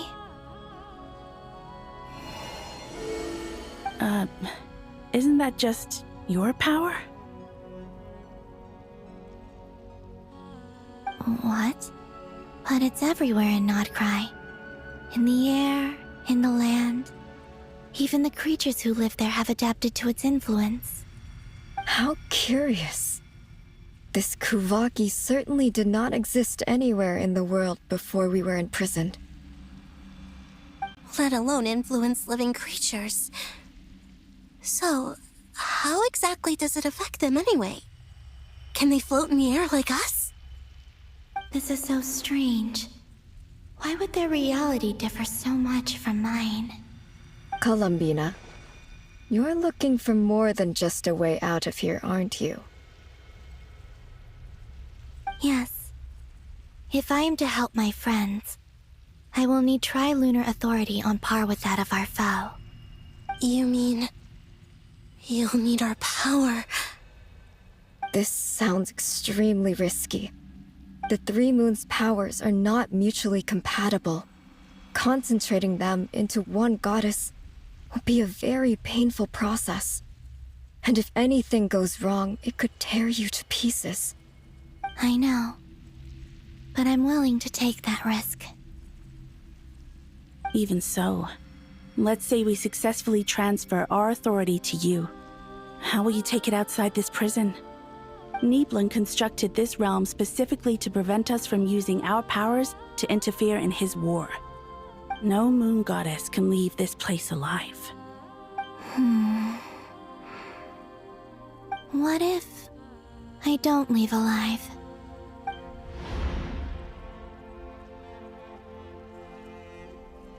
Where do we even start? How are we supposed to figure out what we're meant to do to help Columbina?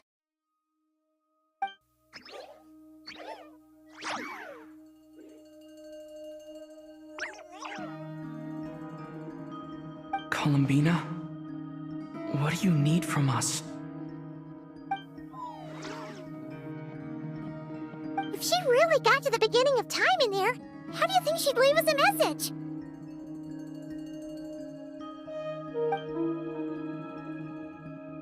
You don't think she'd write it down on a stone tablet somewhere in the hopes that we'd find it, do you? Seems unlikely. Columbina may not talk a lot, but she thinks deeply about issues like this. Let's review what we know. This is the Columbina who fought alongside us against the Reikir of Solnari, and with whom we celebrated Moon Prayer Night. She knows our personalities, our ways of doing things, even our unique strengths and abilities. So, if she wanted to tell us something from a long, long time ago, what would she do? Oh.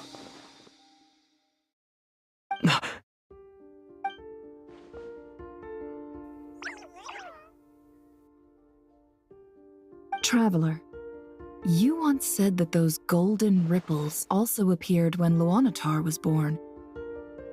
What if Columbina left Luanatar here, not just as an anchor to the real world, but for some other purpose? If she is part of Columbina, and Columbina knows that I can see past events through her... Oh yeah! Like when you peeked into Rarer's past through his heart! Nefer, wait! If you're right about this, and you can really see past events through Luanatar, your eyes, they'll... Oh, I know. Looking at Rerir's past in Conria was already enough of a strain on my eyes. Looking this far back into the past, it'll surely blind me. But it's our only chance. This is the only way.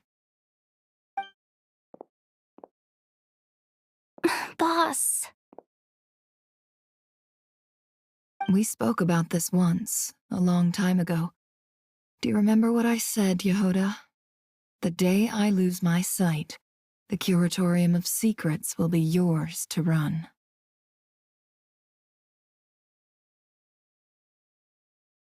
But... What's wrong? I'd be overjoyed if I were you. This day's come a lot earlier than either of us expected. I need to know you'll honor our agreement, Yehoda. Promise me. Yes, Boss Neff. I promise. Are you sure you don't want some time to think this through? What is there to think through? I should have gone blind after our battle with Rerir. Frankly, it's almost criminal that I got away with it for this long. Then at least let me take some precautions on your behalf. And if you really do lose your sight, I'll visit your office every day and make sure you're well looked after. Oh, please, anything but that. I was actually ready to go through with this. Are you trying to scare me into backing out? As if I could ever scare you. I'll assume you're just joking to calm your nerves. All right, enough chit-chat. Let's do this.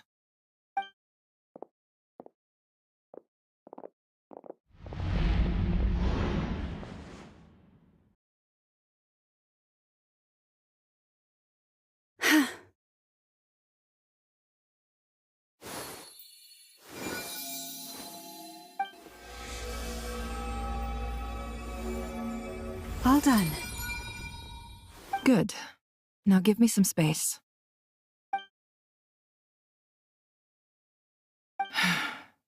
Come on then, little one. Show me what happened in the past.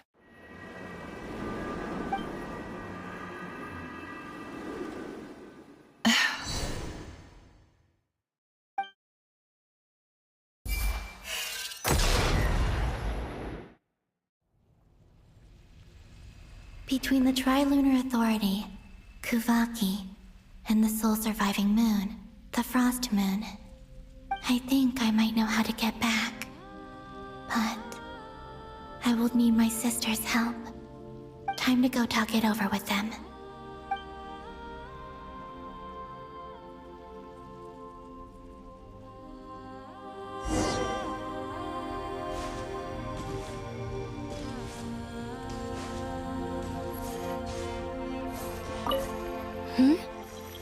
Have you decided what to do? I hope it's not too dangerous. You really scared me when you said that thing about not leaving here alive. Come on, let's go find the other two.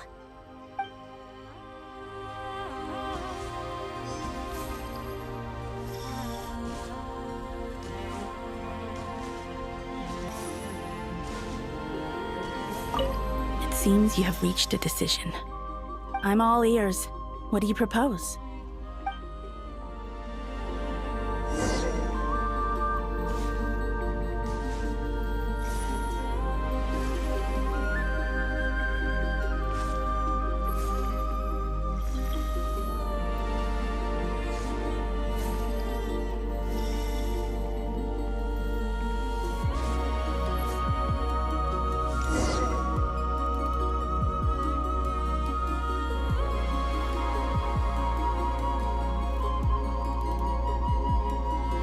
Have you figured it out, Columbina? Tell us, how do you plan to leave this place? I intend to die here, in this moment, and then be reborn in the future with the help of my friends. What? What are you saying? How can the dead be reborn? And how will you inform these future friends of your plans? You can't exactly leave oracles. Nothing can escape this place. Not a single ray of moonlight. And even if you found a way, what if they never find the message you left for them? You'll... No, that won't happen. Come again? They will find my message. I'm sure of it. I'm not following. How exactly will you achieve this? It's quite simple, really. First, I will leave my soul here.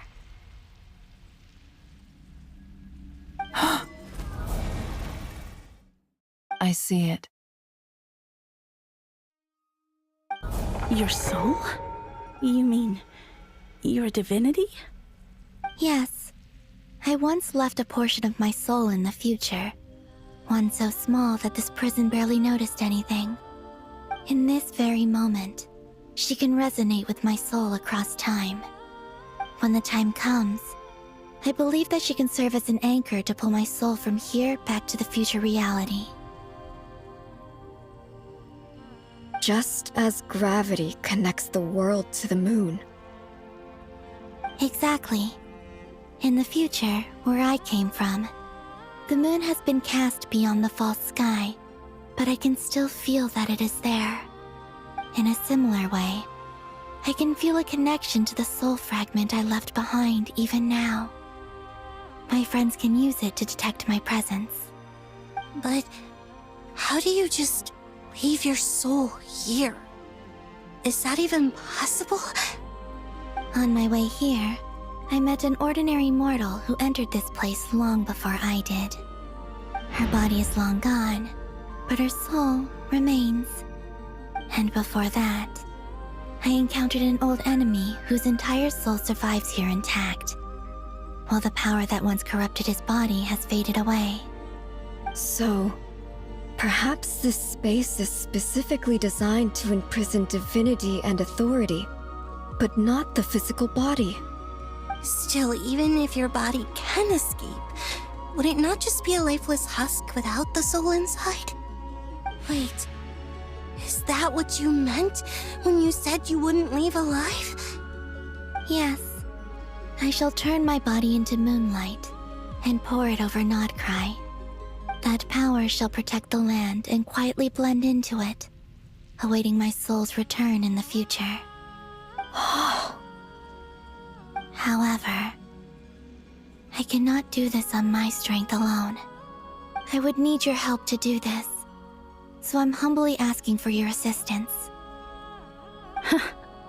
Oh, dear sister, you need not be so formal. As I said before, we are but remnants of a bygone age. You, on the other hand, were born alone in that distant future, and you have walked a long and lonesome road since then. How could I bear to let your story end here in this dungeon? Don't forget, we are your sisters, your family.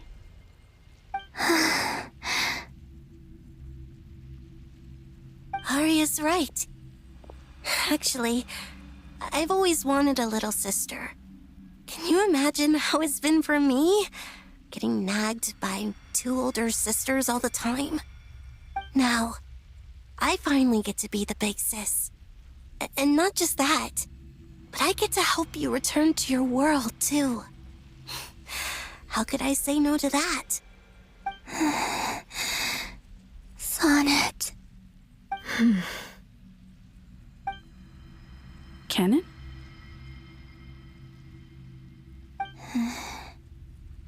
I'm sorry. I know this is a bold request. The Frost Moon is rightfully yours, and it remains intact. Oh, no, please, don't misunderstand me, Columbina. I was just thinking back on the years that the three of us once spent together. You cannot imagine how happy I am to hear of the future world you describe. The Frost Moon Scions, your lovely, kindly friends. For the three of us, whose purpose in life was to maintain the peace in Teyvat, it is a great relief to know that the people of this world live in such an abundant future. If your plan can save them and save Nodcry, I will gladly give you all that I can. Besides, the three of us have been together since the day we were born. I could never abandon them to live on alone without them. Canon. Still, I do have one question I would like to ask you before we proceed. Certainly. What is it? Why do you cover your eyes?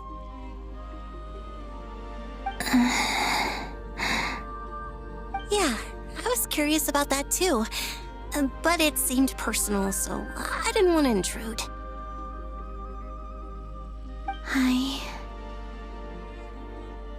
There was a time when I refused to look upon the world.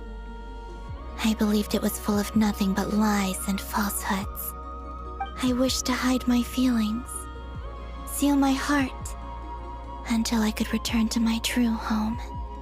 I see. Perhaps that decision saved you from ever having to see the false sky again.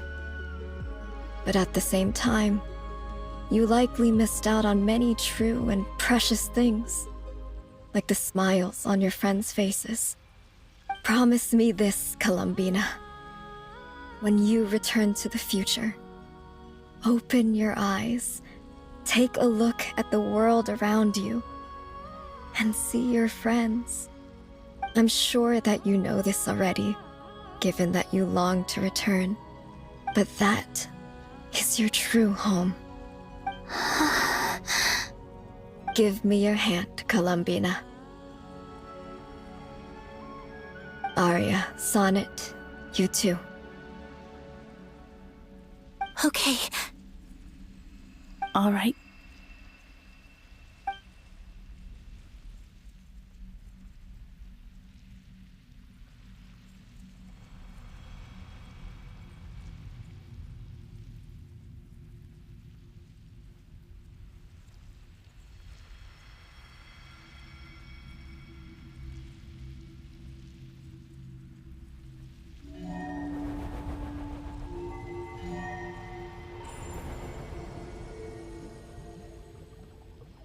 We once were the songs sung for eternity, but now it is you who must continue to sing.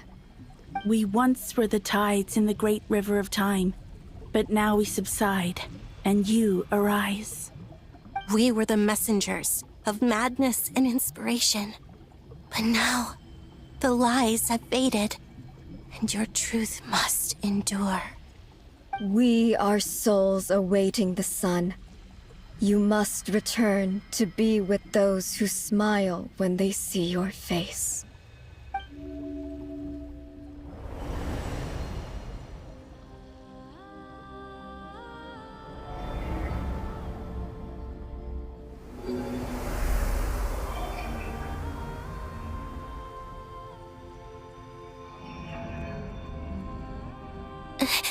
Is it done? Yes. We have transferred the authority over all 3 moons to Columbina Hyposelenia.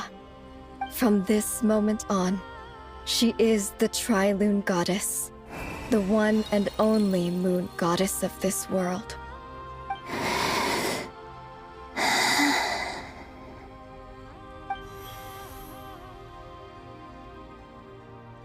Thank you. Thank you, my sisters. Now go, and do what you believe is right, Columbina Hyposelenia. Be aware that we cannot grant you the power of the 3 moons beyond these prison walls.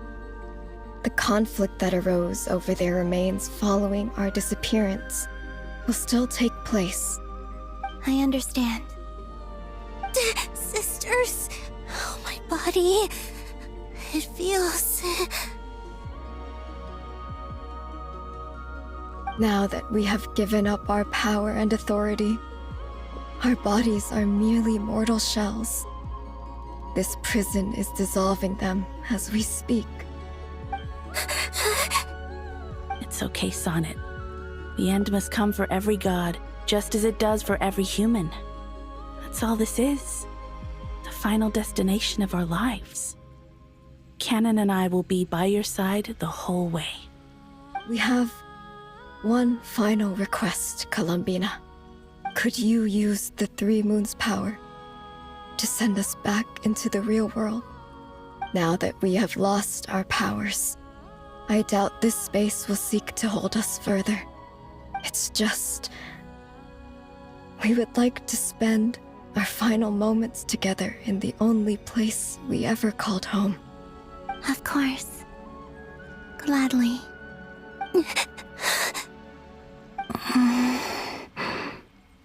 Sonnet? Yes? Don't... I wish I could tell her not to give in to the abyss. Not to be afraid. But is this really what I should say at this moment? Don't forget. I'm so glad to have a big sister like you.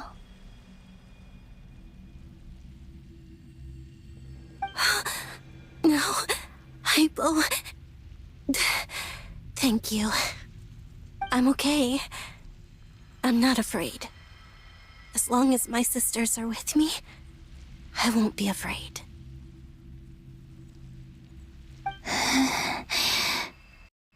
It looks like this is goodbye, sisters.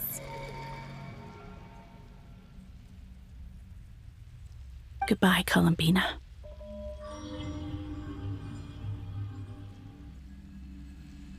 Take care of this world in our stead.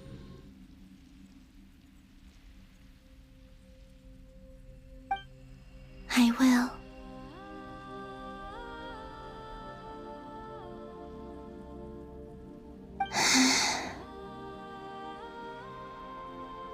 And now, it's time for me to bid farewell to my body, too. May it become the moonlight that keeps Nodcry company through the long years ahead. So this is why Nodcry was not always home to Kuvaki. It only appeared after I poured my body out upon this land, and only this land. Kuvaki responds to me because it is me, my body, answering the call of my soul. And the golden energy I've encountered on my way here was, in fact, that very soul, which I am about to leave here to guide me.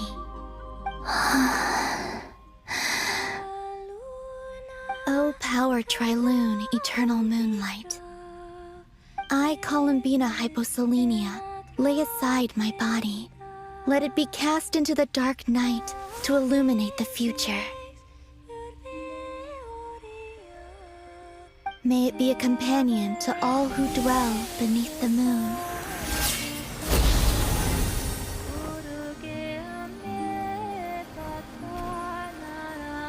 Until the time comes for me to return home.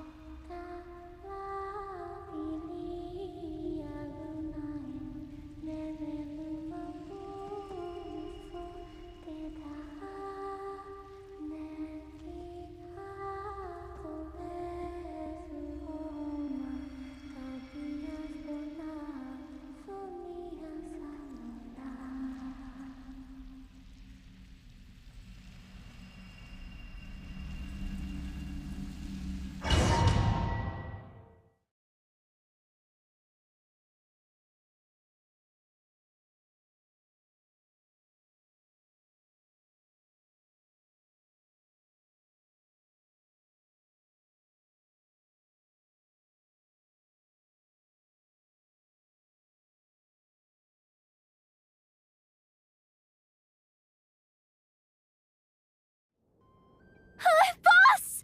That was crazy! Were we even allowed to see that? Is anyone? Oh, can you still see?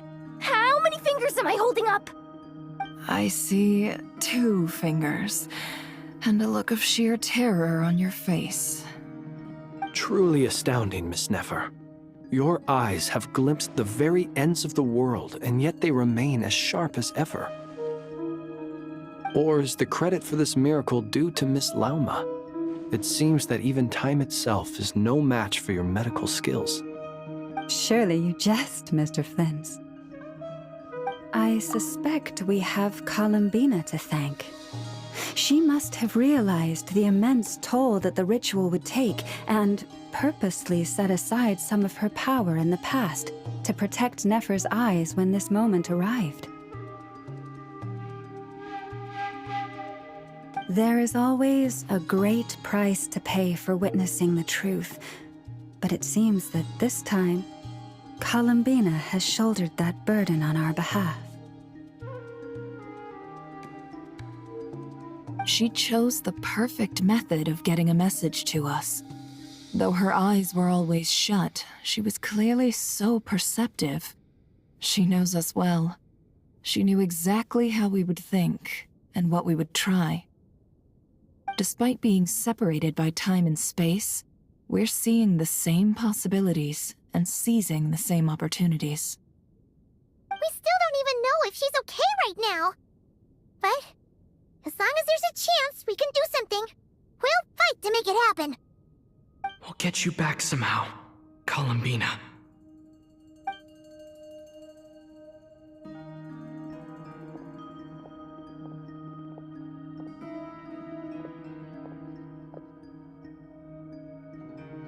Well, based on the information we now have, let's figure out our next moves. Thanks to these gentlemen, we have a much clearer picture of the situation with Dottore. The civilian population has been moved to safety, so we no longer need to hold back. Miss Androne, how are the calculations going? So far, so good. I'll keep seeing how far I can push the system, though. Can't have Hatman being powered down for nothing.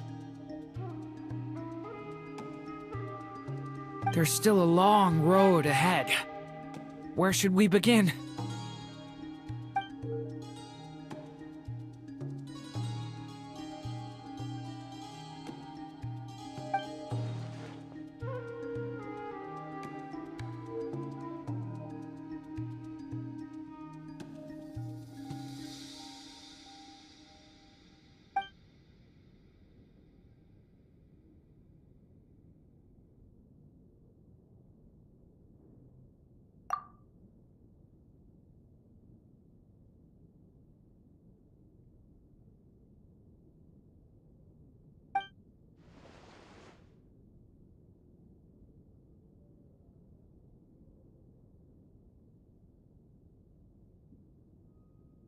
Our plan is clear. Time is short, so let's get moving. There's just never enough time, is there? Time is the bane of my existence. Ugh. Anyway, I'm gonna get back to work. All right, we'll do our part too. Yeah.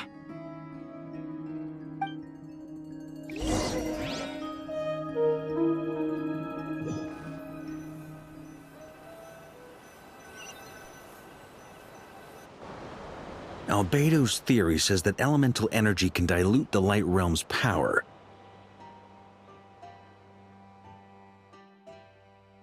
But I'm no expert in building elemental defenses. Sounds like something out of the advanced elemental theory section of the library. Whew.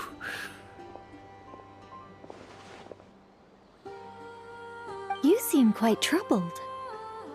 Well, yeah. I mean, who doesn't get a little flustered when they're completely out of their depth? You were the very picture of confidence back when you approached the Hexen Circle. Eh, I could have been faking it through that whole meeting for all you know. Who's to say I'm not just a ball of nerves in a charming and gregarious package? Oh gosh, really? I'm so sorry, I had no idea. Well, you're all the braver for it. Still, I was much more in my comfort zone than I am here. At least in Mondstadt, you can cry for help from a cliff top and actually stand a chance of summoning Barbados himself. Things have never looked bleaker than they do now. If we don't pull this off, Tevat's doomed, isn't it? Oh, you think so? Actually, yes. Yes, it probably is. It's a shame. Don't put too much pressure on yourself. Tevat has faced annihilation many times in the past, but it also gave us you, didn't it? Hey, don't give me that. It's not like I'm anyone special. I disagree. Every human born in this world is special. We angels have always believed that. In that case, this humble human being has a big favor to ask of you. I thought you might say that. I'm sure Alice, in her great wisdom, sent you here precisely to help us in this difficult time, yes? Well, that has less to do with her wisdom and more to do with my power. Of course, of course. Well, the thing is, these elemental defenses we're about to build, I don't think it's a question of if they'll fail, but when. Durin's findings from his patrols make it clear that Dottore is constantly expanding his territory. First it was his lab, then the design bureau, and now this. It's not realistic to completely stop him encroaching on the rest of Nagcry. Rather, our goal should be to stall him for as long as possible. If Miss Sandroni's calculations are correct, well, they're the closest thing to certainty we have in this situation, so let's assume they are. Anyway, her calculations suggest that our best hope for victory lies in Miss Columbina's return. It's up to us to slow Dottore's advance and buy time for her to make a return.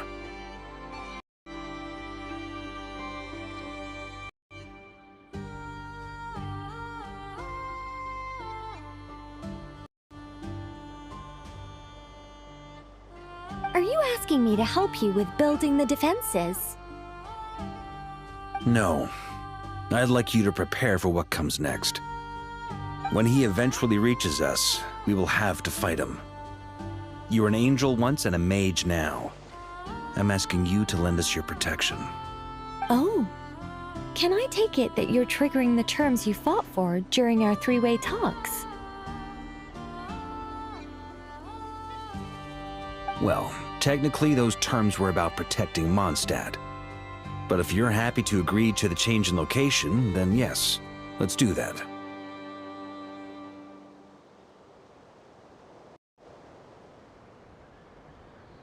You're cashing in on this much sooner than I'd imagined. Well, yeah. The way things are going, I might not get another chance. Very well. The mages have heard the knight's plea, and we will respond. To tell the truth, Alice and I had already discussed how we might help you all, so I didn't come empty-handed. I always like to be prepared.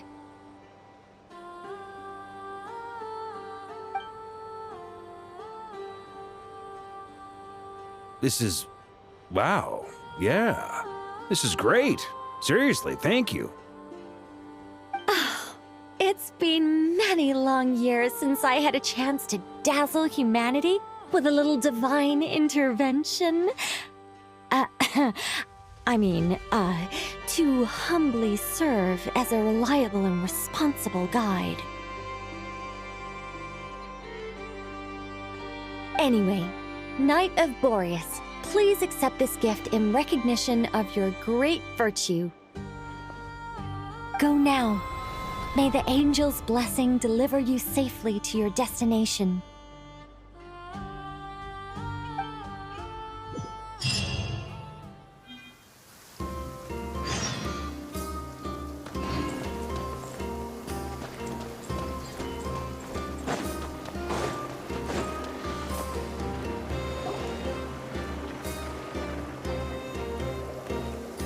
Ah, you're here. Sandroni! How are things going? Glad you asked. You two are about to become the first people to lay eyes upon my masterpiece. Or should that be the first person and the first, specter? Hey! Whatever. Come, feast your eyes on this. Wow! We've never seen something like this before! This meter displays the progress of my formula. Currently, it's still making the most important connections. Once it's finished running, I'll deliver it right to your side. And then, we can finally bring Columbina back. What do you mean, deliver it? Can't you just tell us over the Dodo communication device? It'll just be some numbers, right? Ugh, you're such a greenhorn. This isn't the kind of formula you solve in math class. It's a highly complex algorithm capable of constructing a framework of rules. Ugh, whatever. We'll be here all day if I start trying to explain it. All you need to know is the formula must be completed before we can bring Columbina back. I'll share the data with you. Nicole's agreed to let me use her information channel. So we just need to use the Dodo communication device like so. And... there. Now you can check in on my progress.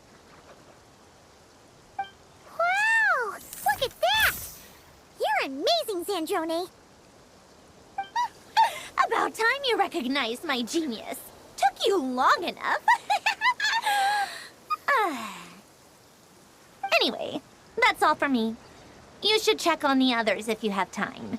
Make sure we don't have any weak links in the chain. That might sound harsh to you, but close supervision is a common practice in a Fatui. Not looking to catch anyone out. I just care about everything going smoothly. That's all. I'm kinda stuck here while the formula's running, so I need you to be my second pair of eyes in the meantime.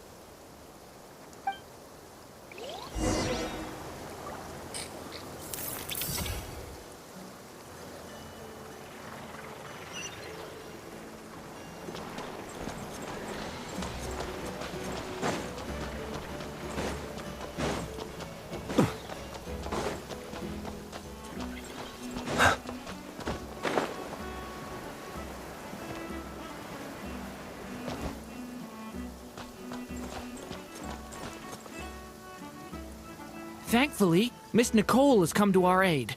Nasha Town is now looking very well defended. Golden Flame. Yes, that's Nicole's power, all right. Based on the latest message ran Master Varka, it sounds like they've reached an agreement. The situation should be more stable with her assistance. Everyone will have at least some degree of protection. Albedo! Durin! Hello there, you two. Are you well rested? That's good to hear. As per the plan, Albedo and I will be in charge of Nasha Town. As Dotori's energy field expands, it's creeping ever closer in that direction. But we will do our best to hold our position. We fought side by side many times before, and always with great success. I believe this time will be no different. So don't worry about us. Focus on fighting Dotori.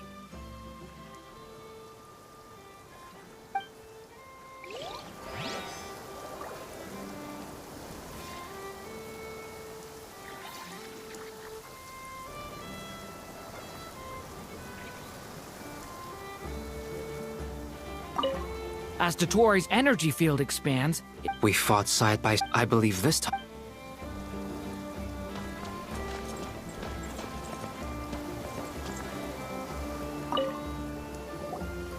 Traveler, Paimon, a pleasure to see you both. Flans! How's everything coming along? Fairly well, if I do say so myself. Personally, I am ready to confront Dottore head-on. Ooh, you sound much more serious than usual. To be honest, I am not usually fond of exercising my full strength. For one thing, it's hardly conducive to maintaining a low profile.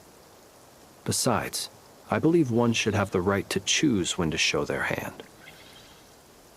I am conserving my strength until the moment of battle is upon us. Anything to boost our chances of victory. Seeing you get into the zone like this really puts Paimon at ease. Huh, Traveler? I consider it an honor to have your trust. Rest well. I look forward to seeing you both in your element during the battle.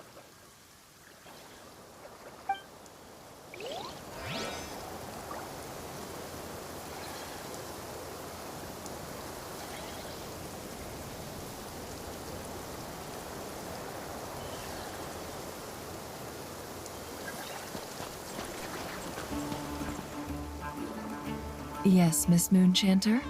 What are you staring at? You always address me in the strangest ways. Lady Moonchanter one minute, Miss Moonchanter the next. Yes, and? Are either of those incorrect? Not as such. It's just that I simply call you Nefer nowadays. Uh-huh. That's my name. What's your point? The point is I don't add any honorifics or titles. Meaning what?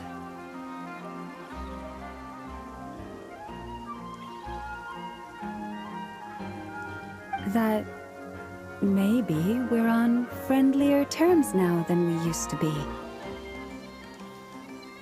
Is that how you see it? Then I thought I was the one with eye damage. Never! Wilma!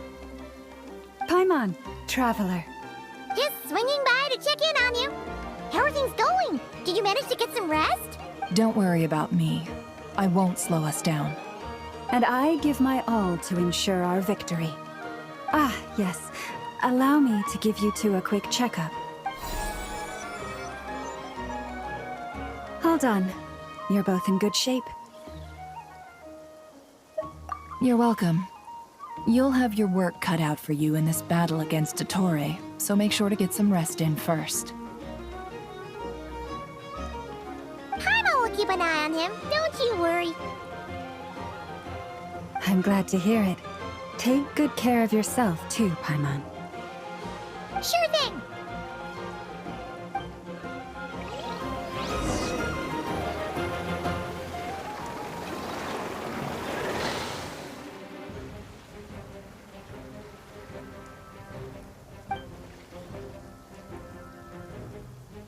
Here they come. That's quite a horde.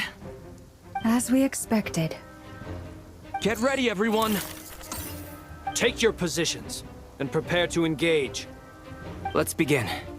I'm at the ready.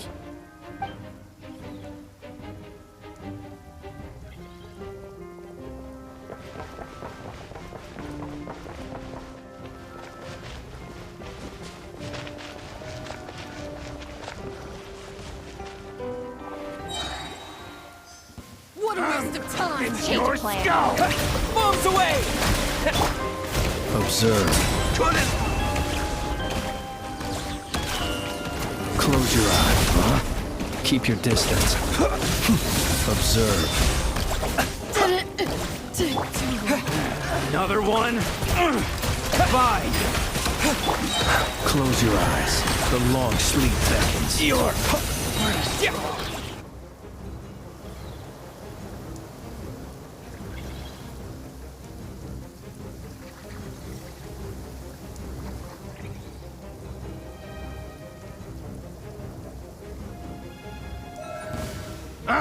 Now it's your skull! Can't hide the truth. Forest, protect us. By the frost moon of old. The deception ends here. These creatures cannot stand against us. Oh, fighting talk. Just don't let your guard down. That goes without saying. I'm hardly the risk taker in this group. Excuse me? Seek within. Time to go clean.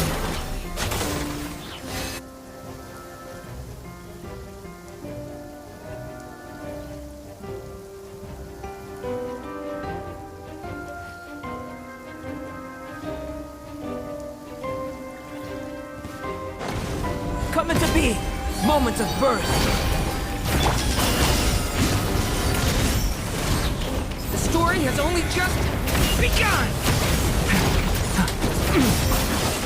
That was easier than I thought. Naturally. What do you mean? Is it because as created beings go...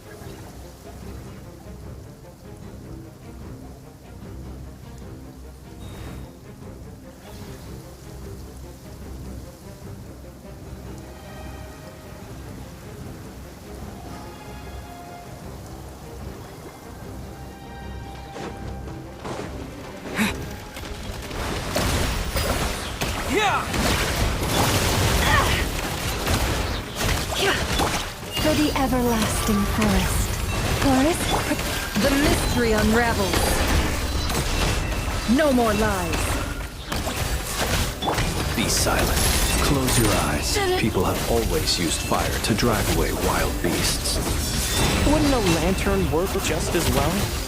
You read my mind, my dear friend. I was just about to say that. All right then, dear friend. Bring the light.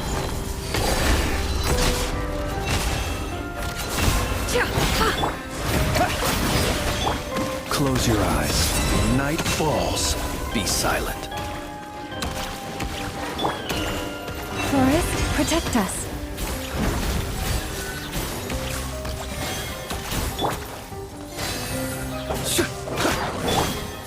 Water jet!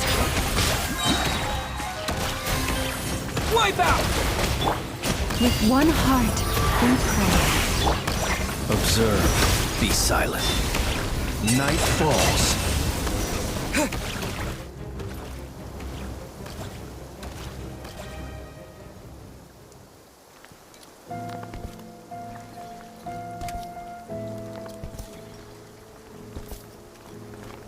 You're looking well. I trust you've had a good couple of days. Dottore. It's actually a good thing, in my view. If the subjects of my experiment were to die prematurely, it would throw a wrench in the works.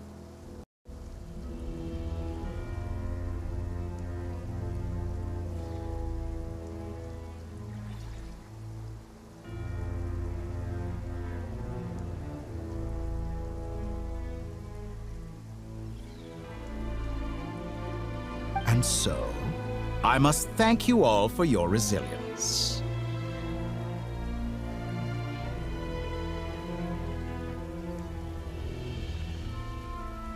We are no longer on the same level, but you are nonetheless worthy of my respect.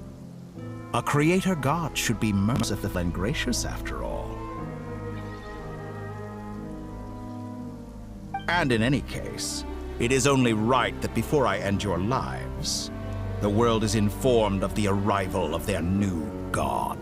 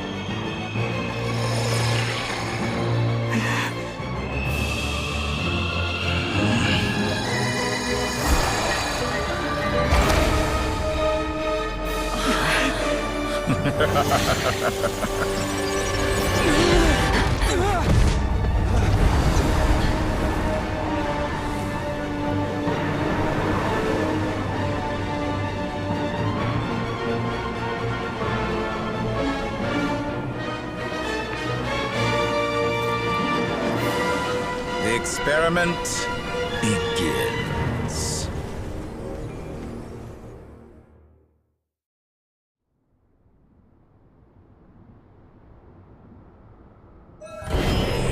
With the marrow of the three moons in my hand, behold the false moons fall!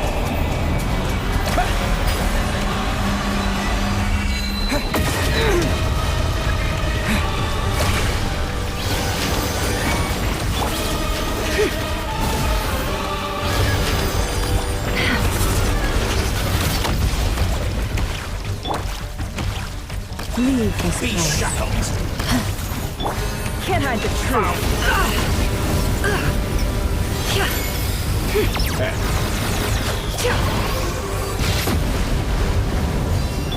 Observe. Close your eyes. Me!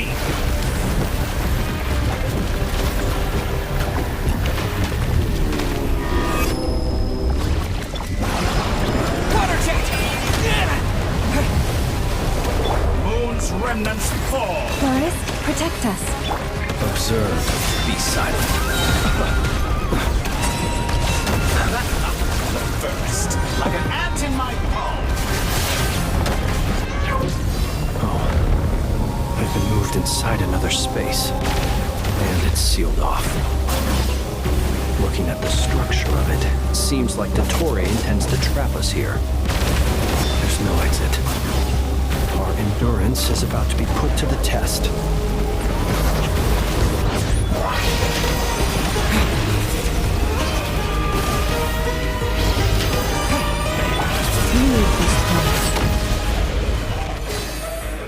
No more lies.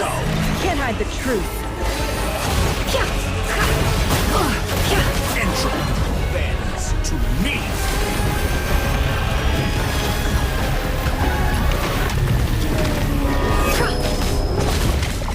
It all adds up. Reverse.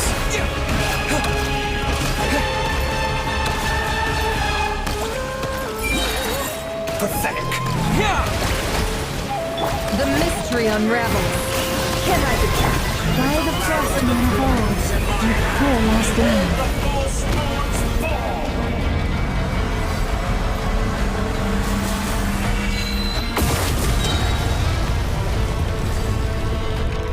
Tell me, where will you try Forest, scurrying off protect to us. next? Looks like Dottore has opted for a divide and conquer strategy. But we will not allow him to triumph.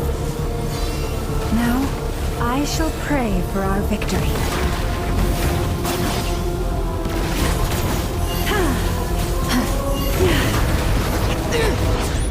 Entropy bends to me.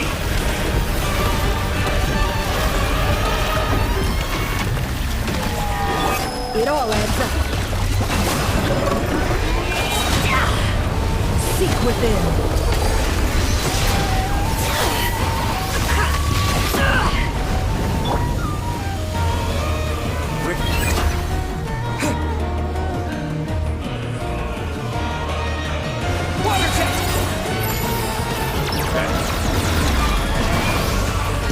Bombs away! The deception ends here. No more lies. It all adds up.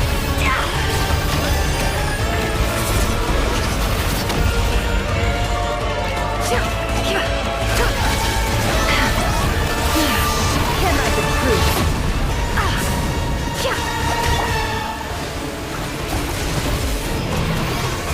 Water jet! You cannot face me!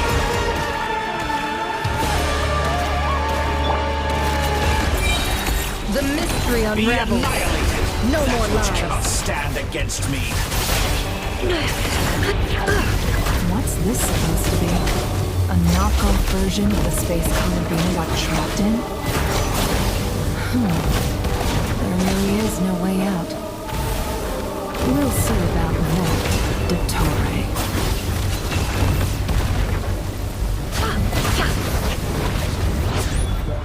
My I am not intended to take your teammates from you. But you have a choice then. Obey, and I can release them. An excellent deal, if you ask me.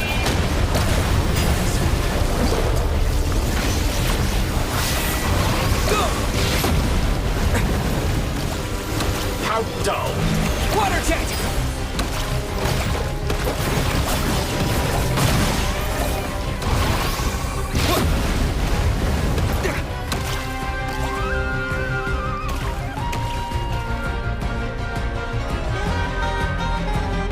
I'm aware you've been working on some little tricks to surprise me with, but it appears that none of them have come to fruition.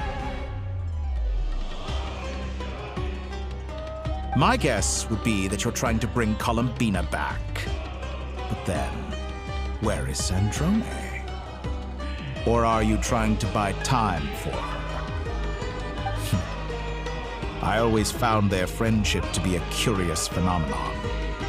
Two highly incongruent personalities, and yet they share a deep connection. Speaking of Columbina, I once saw her as like a younger sister. We got along quite amicably while she was with the Fatui. But then one day she suddenly decided she would refuse to take part in any further experiments. To this day, I truly don't understand what I could have done to upset her so much. It's such a pity. I could have had a sister, a family. But alas, she grew to dislike me. You're not fit to be family to her. That I can't deny. So many people, all obsessed with playing out the same tired old dramas. This world is rotten to the core. And then there's you. You had every opportunity to reach the right conclusion. The thought of killing you off like this? But I maintain that I approached you in good faith, so I will offer you another chance. Will you work with me? You have until I count to 10 to make your choice.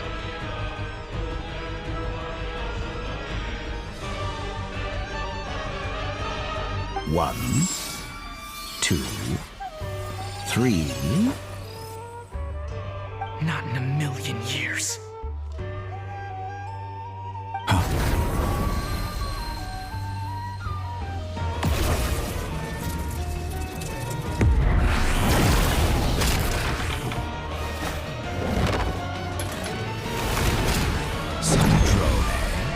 What a pleasant surprise. I didn't think you'd join us all the way up here. You're as sick and twisted as ever. Don't fool yourself into thinking anyone's grateful for the chances you're offering them. Sandrone, but the formula hasn't finished running yet. Funnily enough, I was just discussing a collaboration opportunity with the Traveler, and then I see you, who I must say is a good example of an opportunity gone to waste. Gone to waste?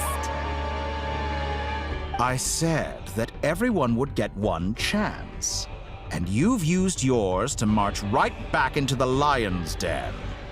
So yes, it's an utterly wasted opportunity.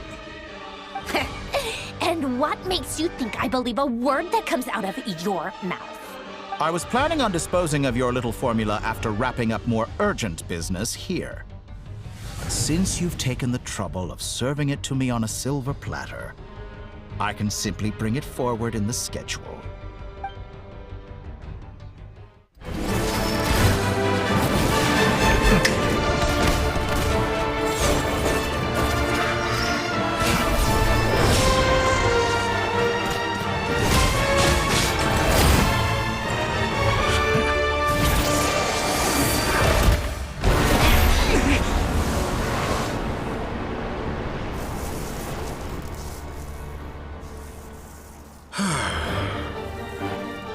Is this your life's work? This piece of trash?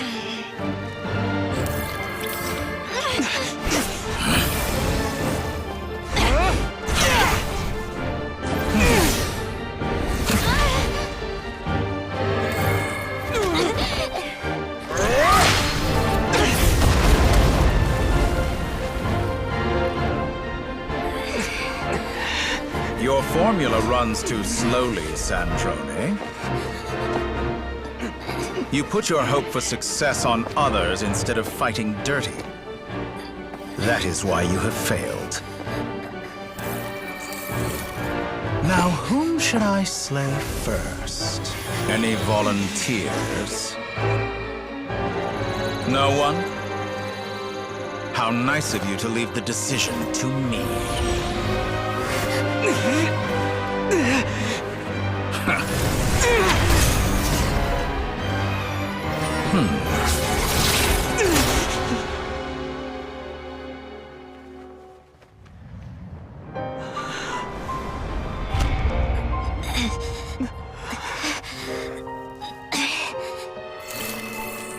Oh, how unexpected. Sandrone, any last words for me, comrade?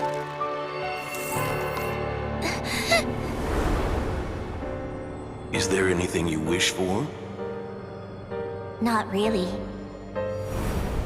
But I've always known what I don't want. Go to hell, Dottore.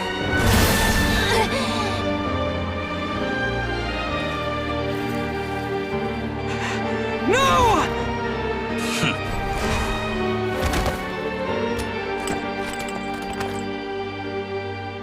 And now, you have failed.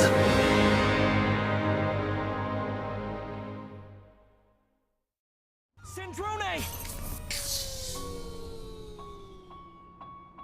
Now you see how fragile mechanical contraptions are. Just a gentle tap, and they fall to pieces. However keen of an inventor Sandrone may have been, her death spells the end of the formula that was running inside her body. Of course, I have to commend her for making it this far. As her colleague, I have to admire her stubborn tenacity. Now, it is time for you to take your place by my side. My count was interrupted, but the second chance I extended to you still stands. Once again, you are welcome to join me. By now, I'm sure you have gained a greater appreciation for the power and authority I wield. What is stopping you from embracing a new world of endless possibilities? Not in the mood to talk? As you wish. You seem less talkative than usual today. I'll change the topic to something more apropos. Sandrone was always like this, never trusting anyone, always so reluctant to share her research with them. Objectively speaking, she had her strengths. It is remarkable how she extracted and even optimized the world formula from so much data. But her inability to trust was her undoing. Had she allowed someone else to monitor or run the formula for her, you might still have a chance at victory even now. But regrettably, she was a stubborn fool. As much as it pains me, she had to go. Dottore. Maybe this is news to you, but people can change. Columbina surprised you when she escaped. And I think Sandrone would surprise you too. Change?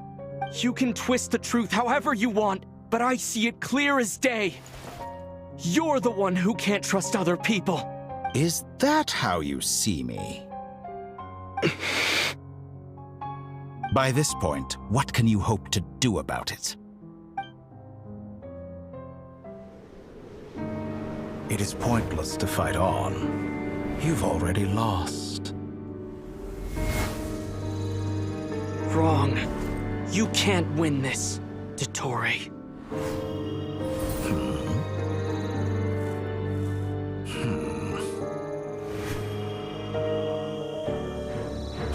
What?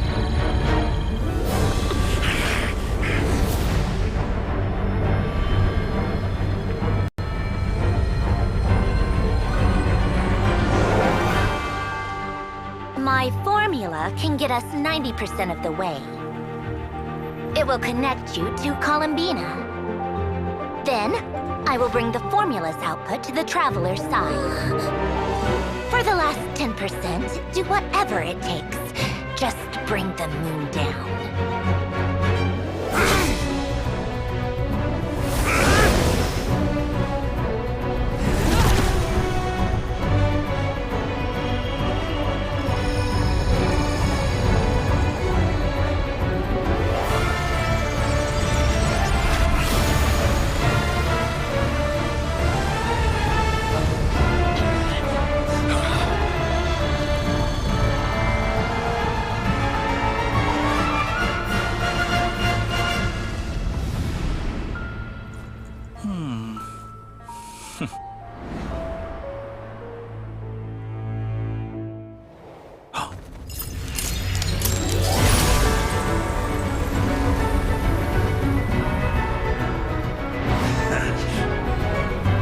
The moon will never be yours!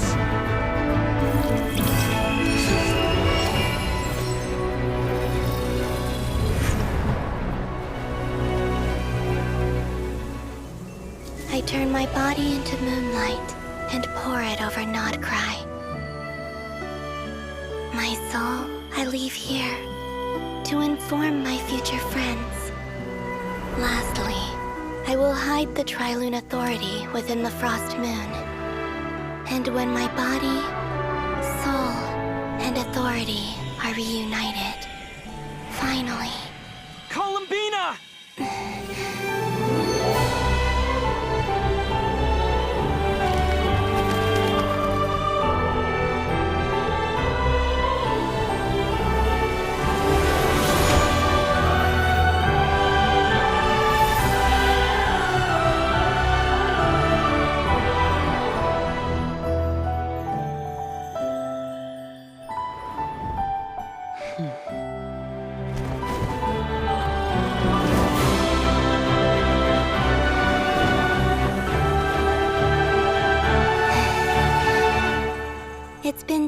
wrong.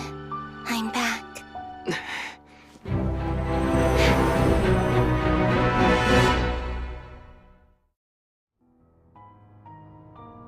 Stay focused on the battle, Traveler. What a touching reunion.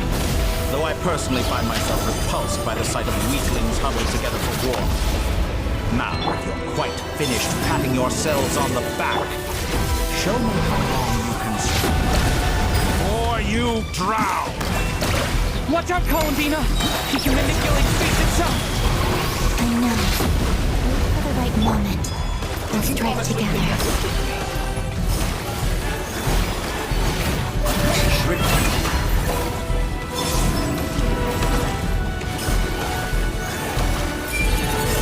Moon's remnants fall! Yeah! Go! Entropy!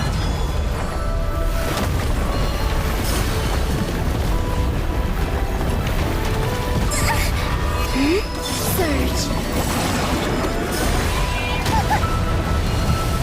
Did you honestly think that would hit me? Enough! First, like an ant in my palm.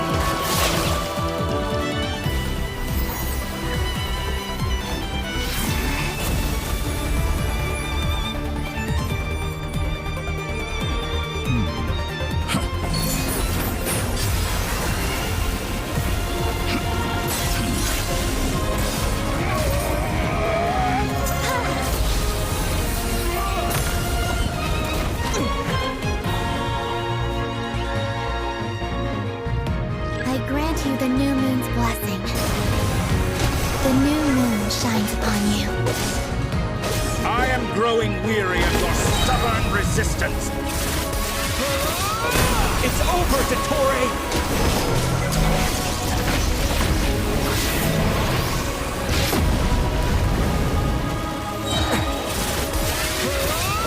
Time to pay for your hate! No longer must the world cower in the cold night.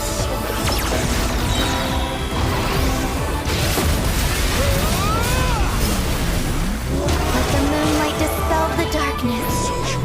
Wallow in this rotten, decaying world!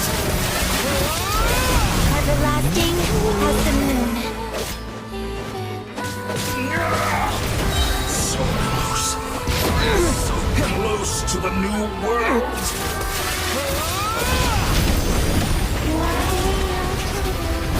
So you'd rather wallow in this rotten, decaying world?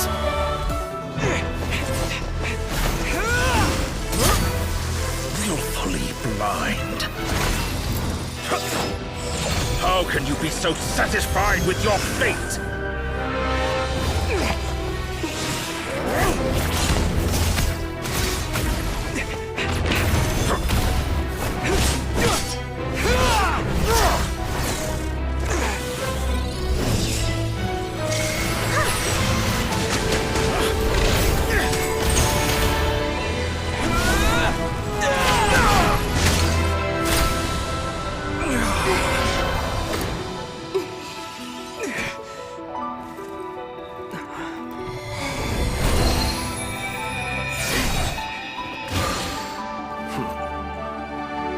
This battle was never about fate.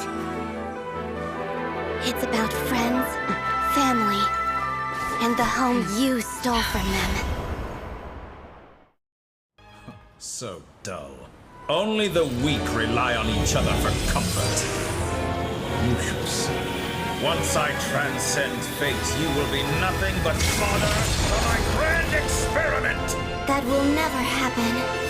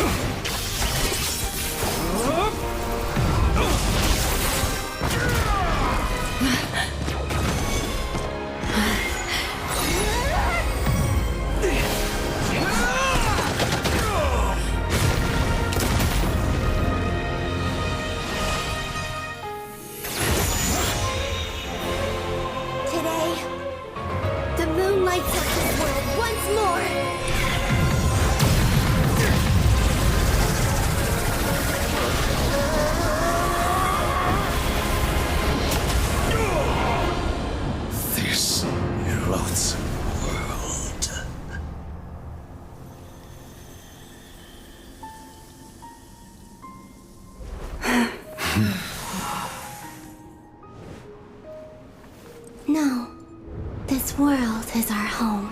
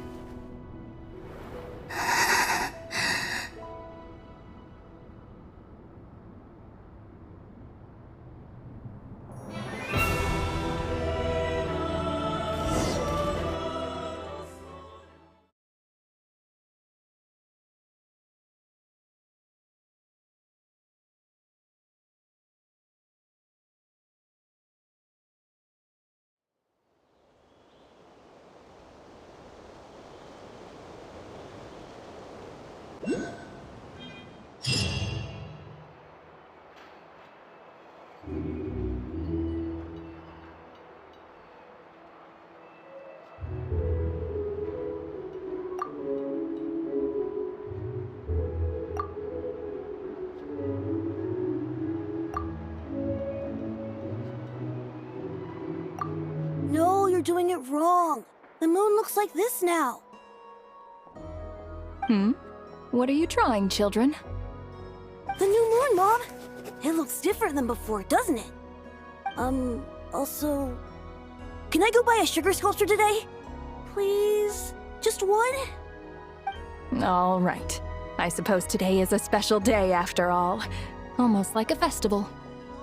Extra, extra! Get the latest Nasha Express here! Post-disaster report! Nasha Town reborn beneath a new moon! The voyage begins today! The future looks bright thanks to the League. Want a copy? I knew things would be different. But I didn't think that would include the moon. They say a new moon goddess has been born. A new moon goddess? Who's saying that? The Frost Moon Scions? I guess so. I'm not too clip on the details. As far as I'm concerned, the moon's still in the sky and it's business as usual. Hey, since we've come all this way, shall we grab ourselves a free meal while we're here? Are you a convert now?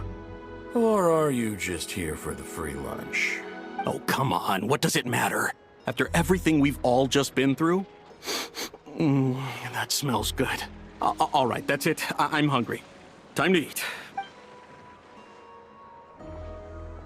Come on! We gotta get there early, or there won't be any good spots left. Central area. What if people are still sleeping?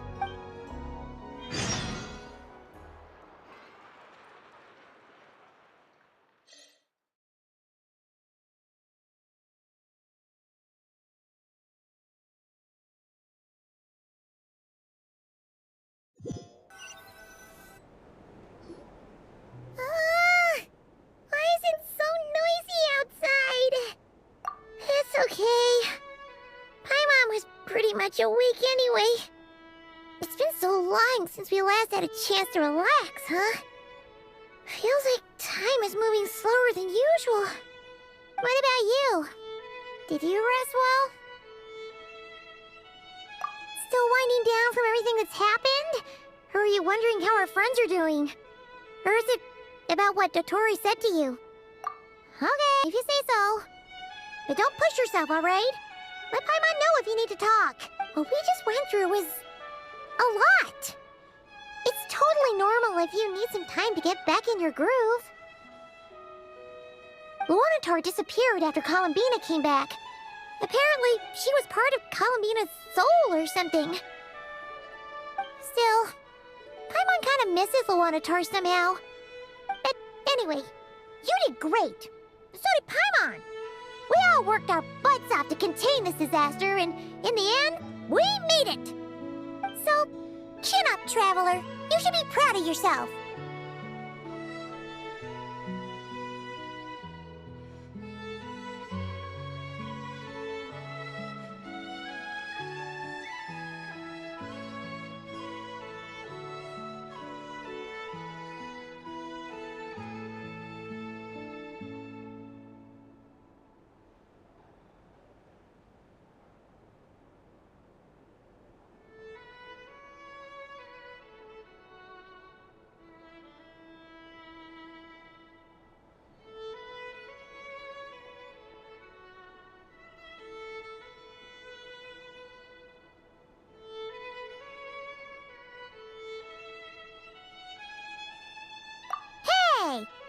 poke fun.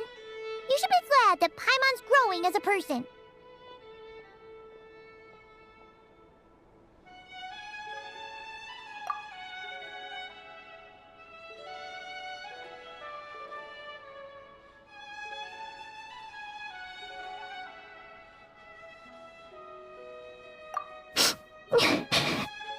Paimon didn't think you'd mention it.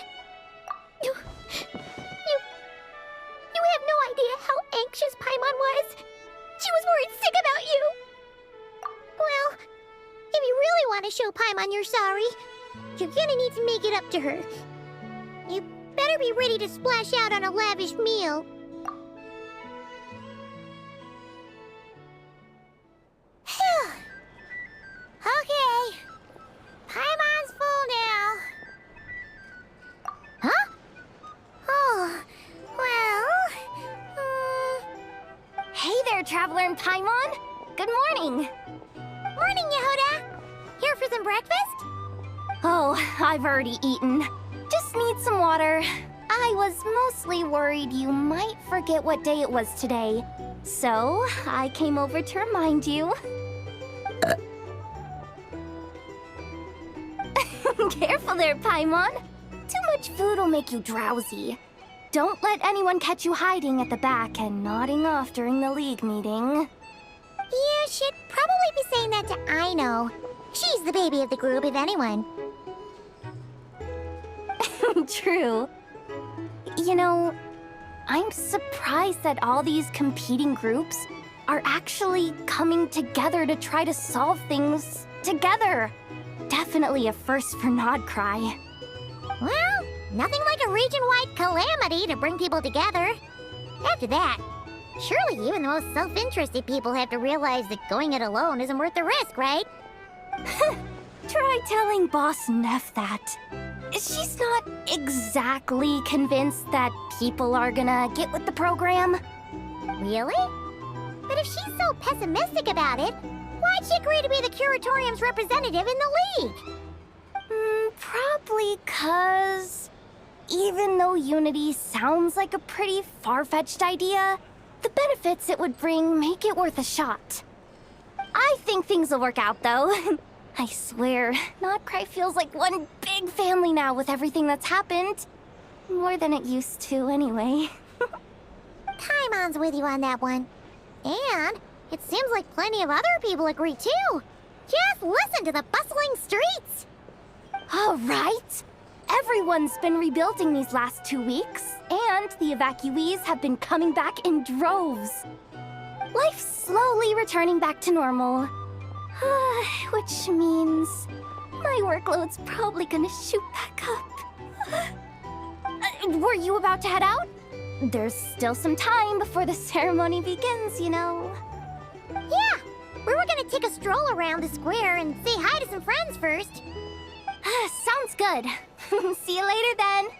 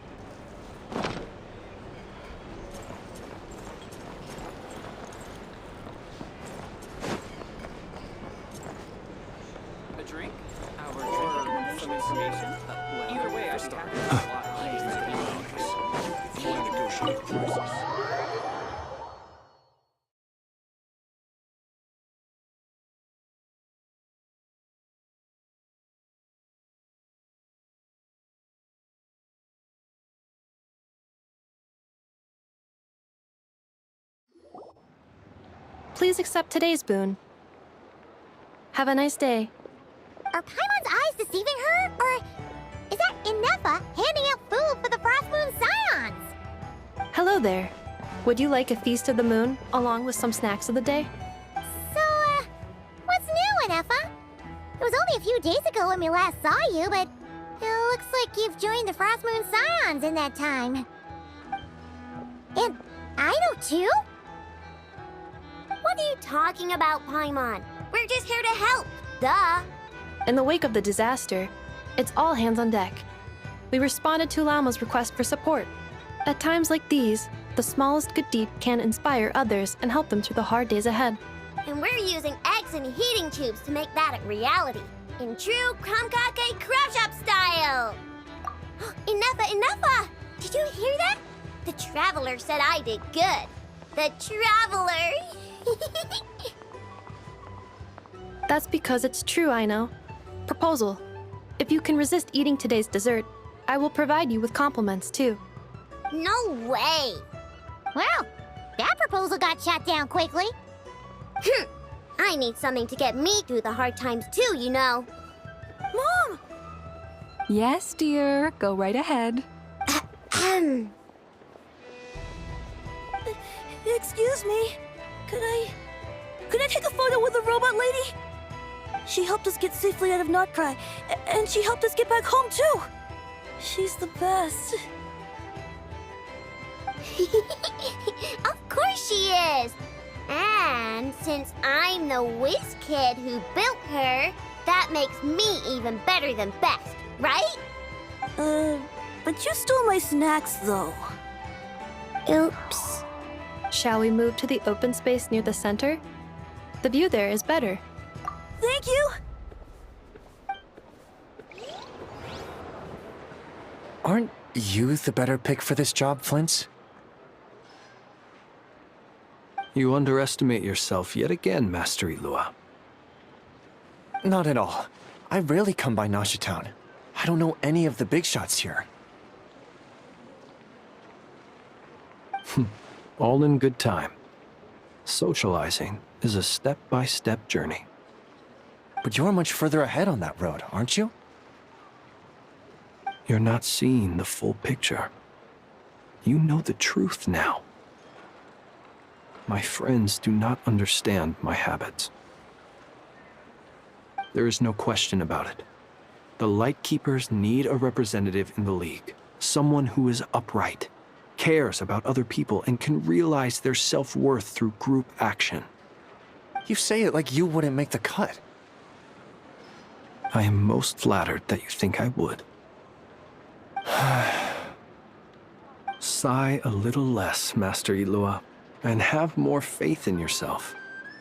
All the Lightkeepers agree that you're a very promising young man. That is precisely why Starshin and Nikita felt safe delegating such important work to you. I'm sure we all also agree that we would sooner die of dehydration than manage to wrangle anything out of you in a discussion. My apologies. I am not in the habit of bringing water with me when I go out. Whatever. I'll take the job. By the way, who else is part of this? Oh, it's quite the who's who of Notcry. There's the Moon Chanter of the Frost Moon Scions, the boss of the Curatorium of Secrets, a representative of the Voynich Guild, and even someone from the adorable Kromkake Craft Shop. I'm sure you will find speaking with them to be a genuine pleasure. If you say so. I've never done this work before, so I'm honestly a little scared of making mistakes. But I'll do it. Not only is it our duty as Lightkeepers, but because I want to make Notcry a more welcoming place. An admirable attitude to take. The beacons are lit, Ilua. We're but one step away from breaking through the blizzard. We have the chance to band together and build our shared homeland into an Elysium. This is unprecedented for Notcry. An opportunity not to be missed. Yeah. You're right. I'll do my best. Quite a few familiar faces have arrived. Let's go, shall we?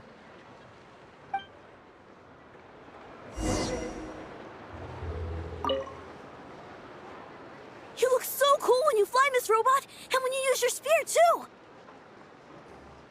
And even though you took my snacks, it's pretty cool that you can build stuff like this. You've got so many inventions. It's amazing!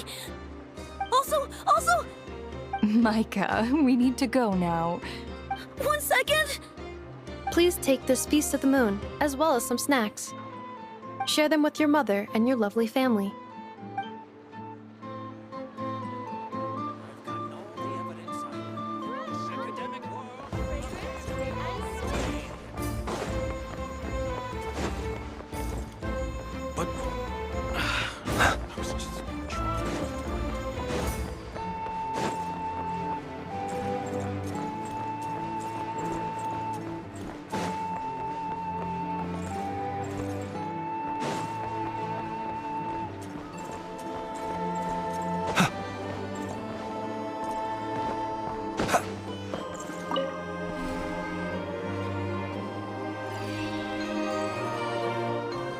So much destruction has been witnessed.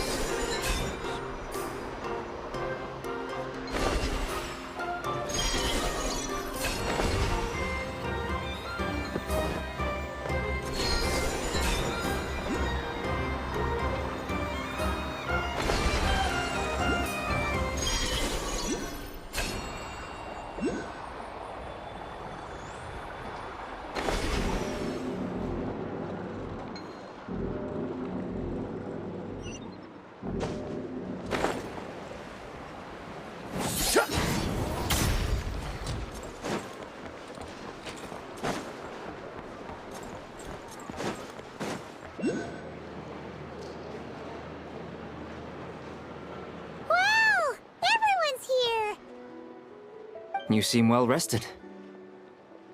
I know no one's asked, but I'm sure you all want to know, so let me just say, we're doing great. Thanks. Well, great, but not perfect. Starting to lose my mind from boredom. Can't drink a drop of alcohol while I'm waiting for my wounds to heal. I'm sure you had a sneaky swig or two. Wait, how'd you find out? I'm sure you must be missing Mondstadt after all these years away, Grandmaster. Yeah, you could say that again. Every time I get news from Mondstadt, it makes me want to go back and see the place from... Honestly, once things are wrapped up here, I think it'll be time to head back home. Hey, looks like someone's taking the stage. Can everyone see okay? Anyone need a boost?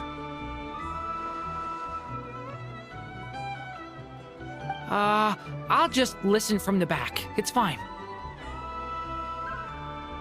You're taking this pretty seriously, huh, Durin? Well, it's not every day that I get the chance to see how people speak in official settings. Soak it up like a sponge. I'll make sure you get a chance to practice for yourself later down the line. Actually, I know just the thing. You can debrief the Knights of Favonius for me. Mr. Varka, are you forgetting that I'm not a Knight of Favonius? I can knight you. Any particular title you'd like? Is he joking? I really can't tell. You'll have to figure this one out for yourself. It'll be a good learning experience. It is my honor to host the opening ceremony for the League, and to have this opportunity to speak to you all in my capacity as Voynich Guild representative. Could this person also have been pushed onto the big stage by the real big shots? Guess I'm not the only one then.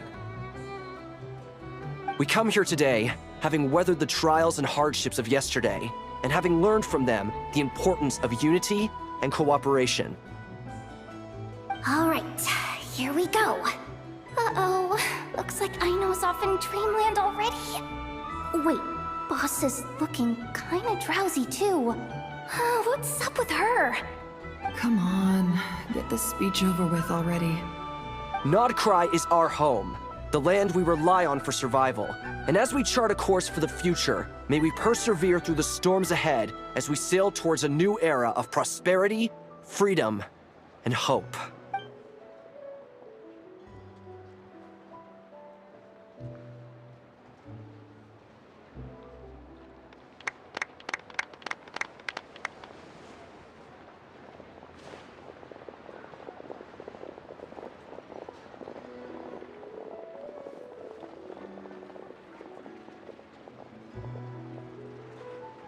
Looks like we'll have more opportunities to travel in the future.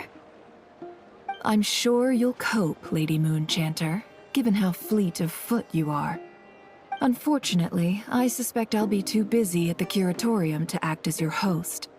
We have a busy schedule, not to mention an international network of contacts to manage. It'll be all right. I'll just check your schedule with Yehoda well in advance. And if she's not available, I can simply ask Ashru. You... So giving my employees extra workload isn't enough for you? You're really going to drag my cat into this too? I thought you'd approve. Aren't you forever increasing your employees' workloads? That's a bold statement. Are all the Frostmoon Scions feeling more audacious now that your moon goddess has returned? Columbina's return has brought joy to all who care about her. That includes both you and me. As for the Frostmoon Scions, we are learning how to thrive independently, without relying on the moon goddess. It is up to us to make our home a more livable place. Joining the League is one of the steps we are trying towards that end. I like the word try. It's nice and non-committal. You can opt out at any time and still say you tried.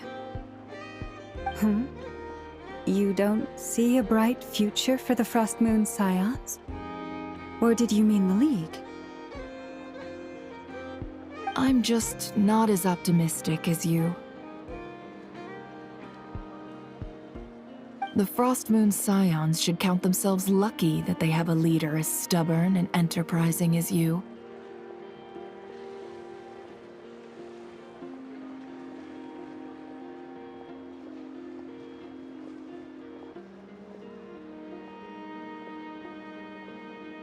But Nodcry's a big place, with all kinds of people. Most of them don't enjoy answering to a leader, or even listening to reason.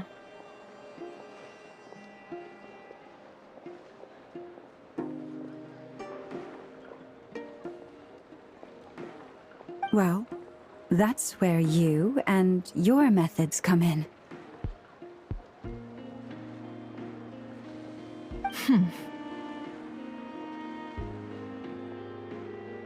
Unless the Curatorium of Secrets is only here for appearances.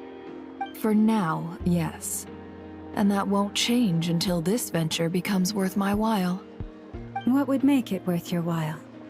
Getting out more than I put in. Right now, I'd barely break even, but I'll grant that it's a good start for Nodcry. Then maybe it's worth a try. All right, you can stop now. Or do I have to join the Frostmoon Scions before you'll get off my back? You'd be very welcome to join us. Hey, you two! Congrats on all your hard work! What are you chatting about? Nefer was trying to dissuade me from adding to her employees' workload. Also, she's considering joining the Frostmoon Scions. Sorry, what? Your conversations are always the most interesting. Would you two care to join me for some tea before heading to your next destination?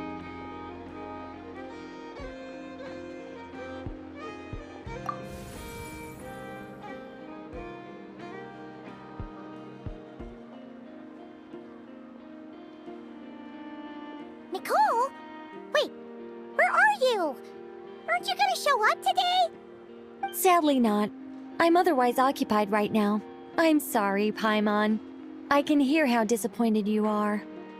If it's any consolation, let me say that how things appear on the surface is a far cry from what they are at their core.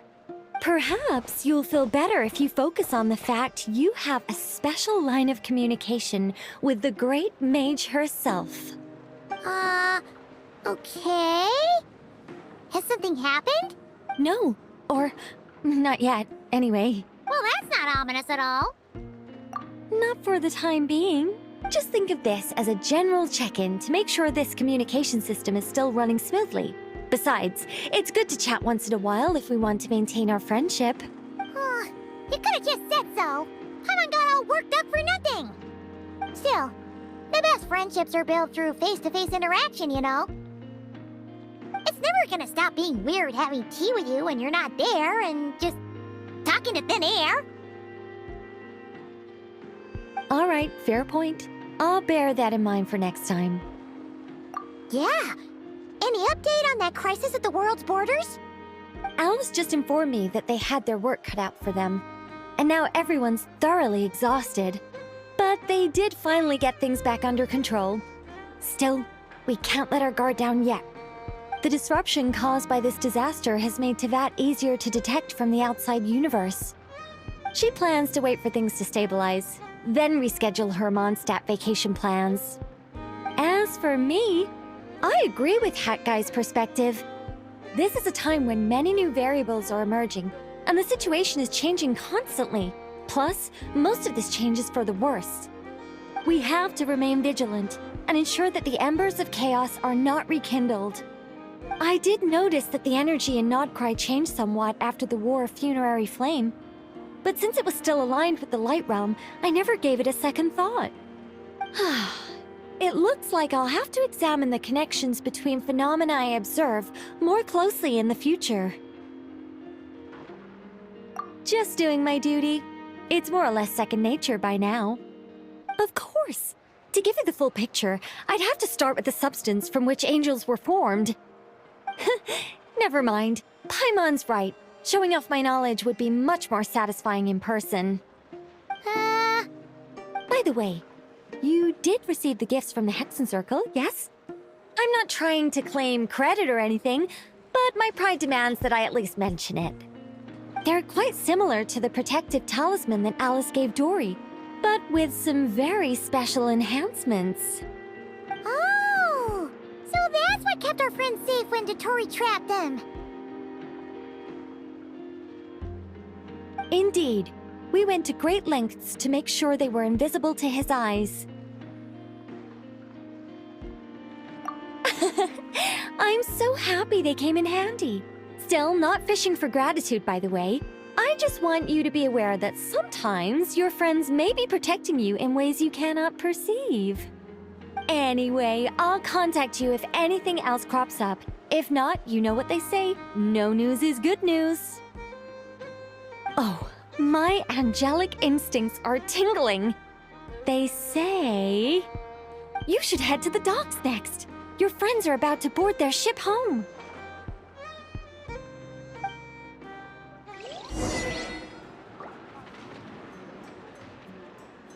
The people here somehow seem even freer than those in Mondstadt.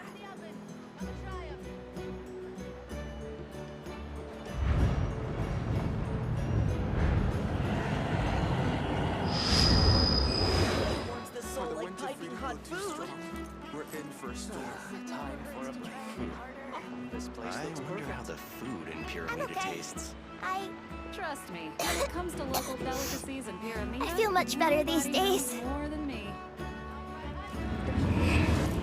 Somehow seem even freer than those in Mondstadt.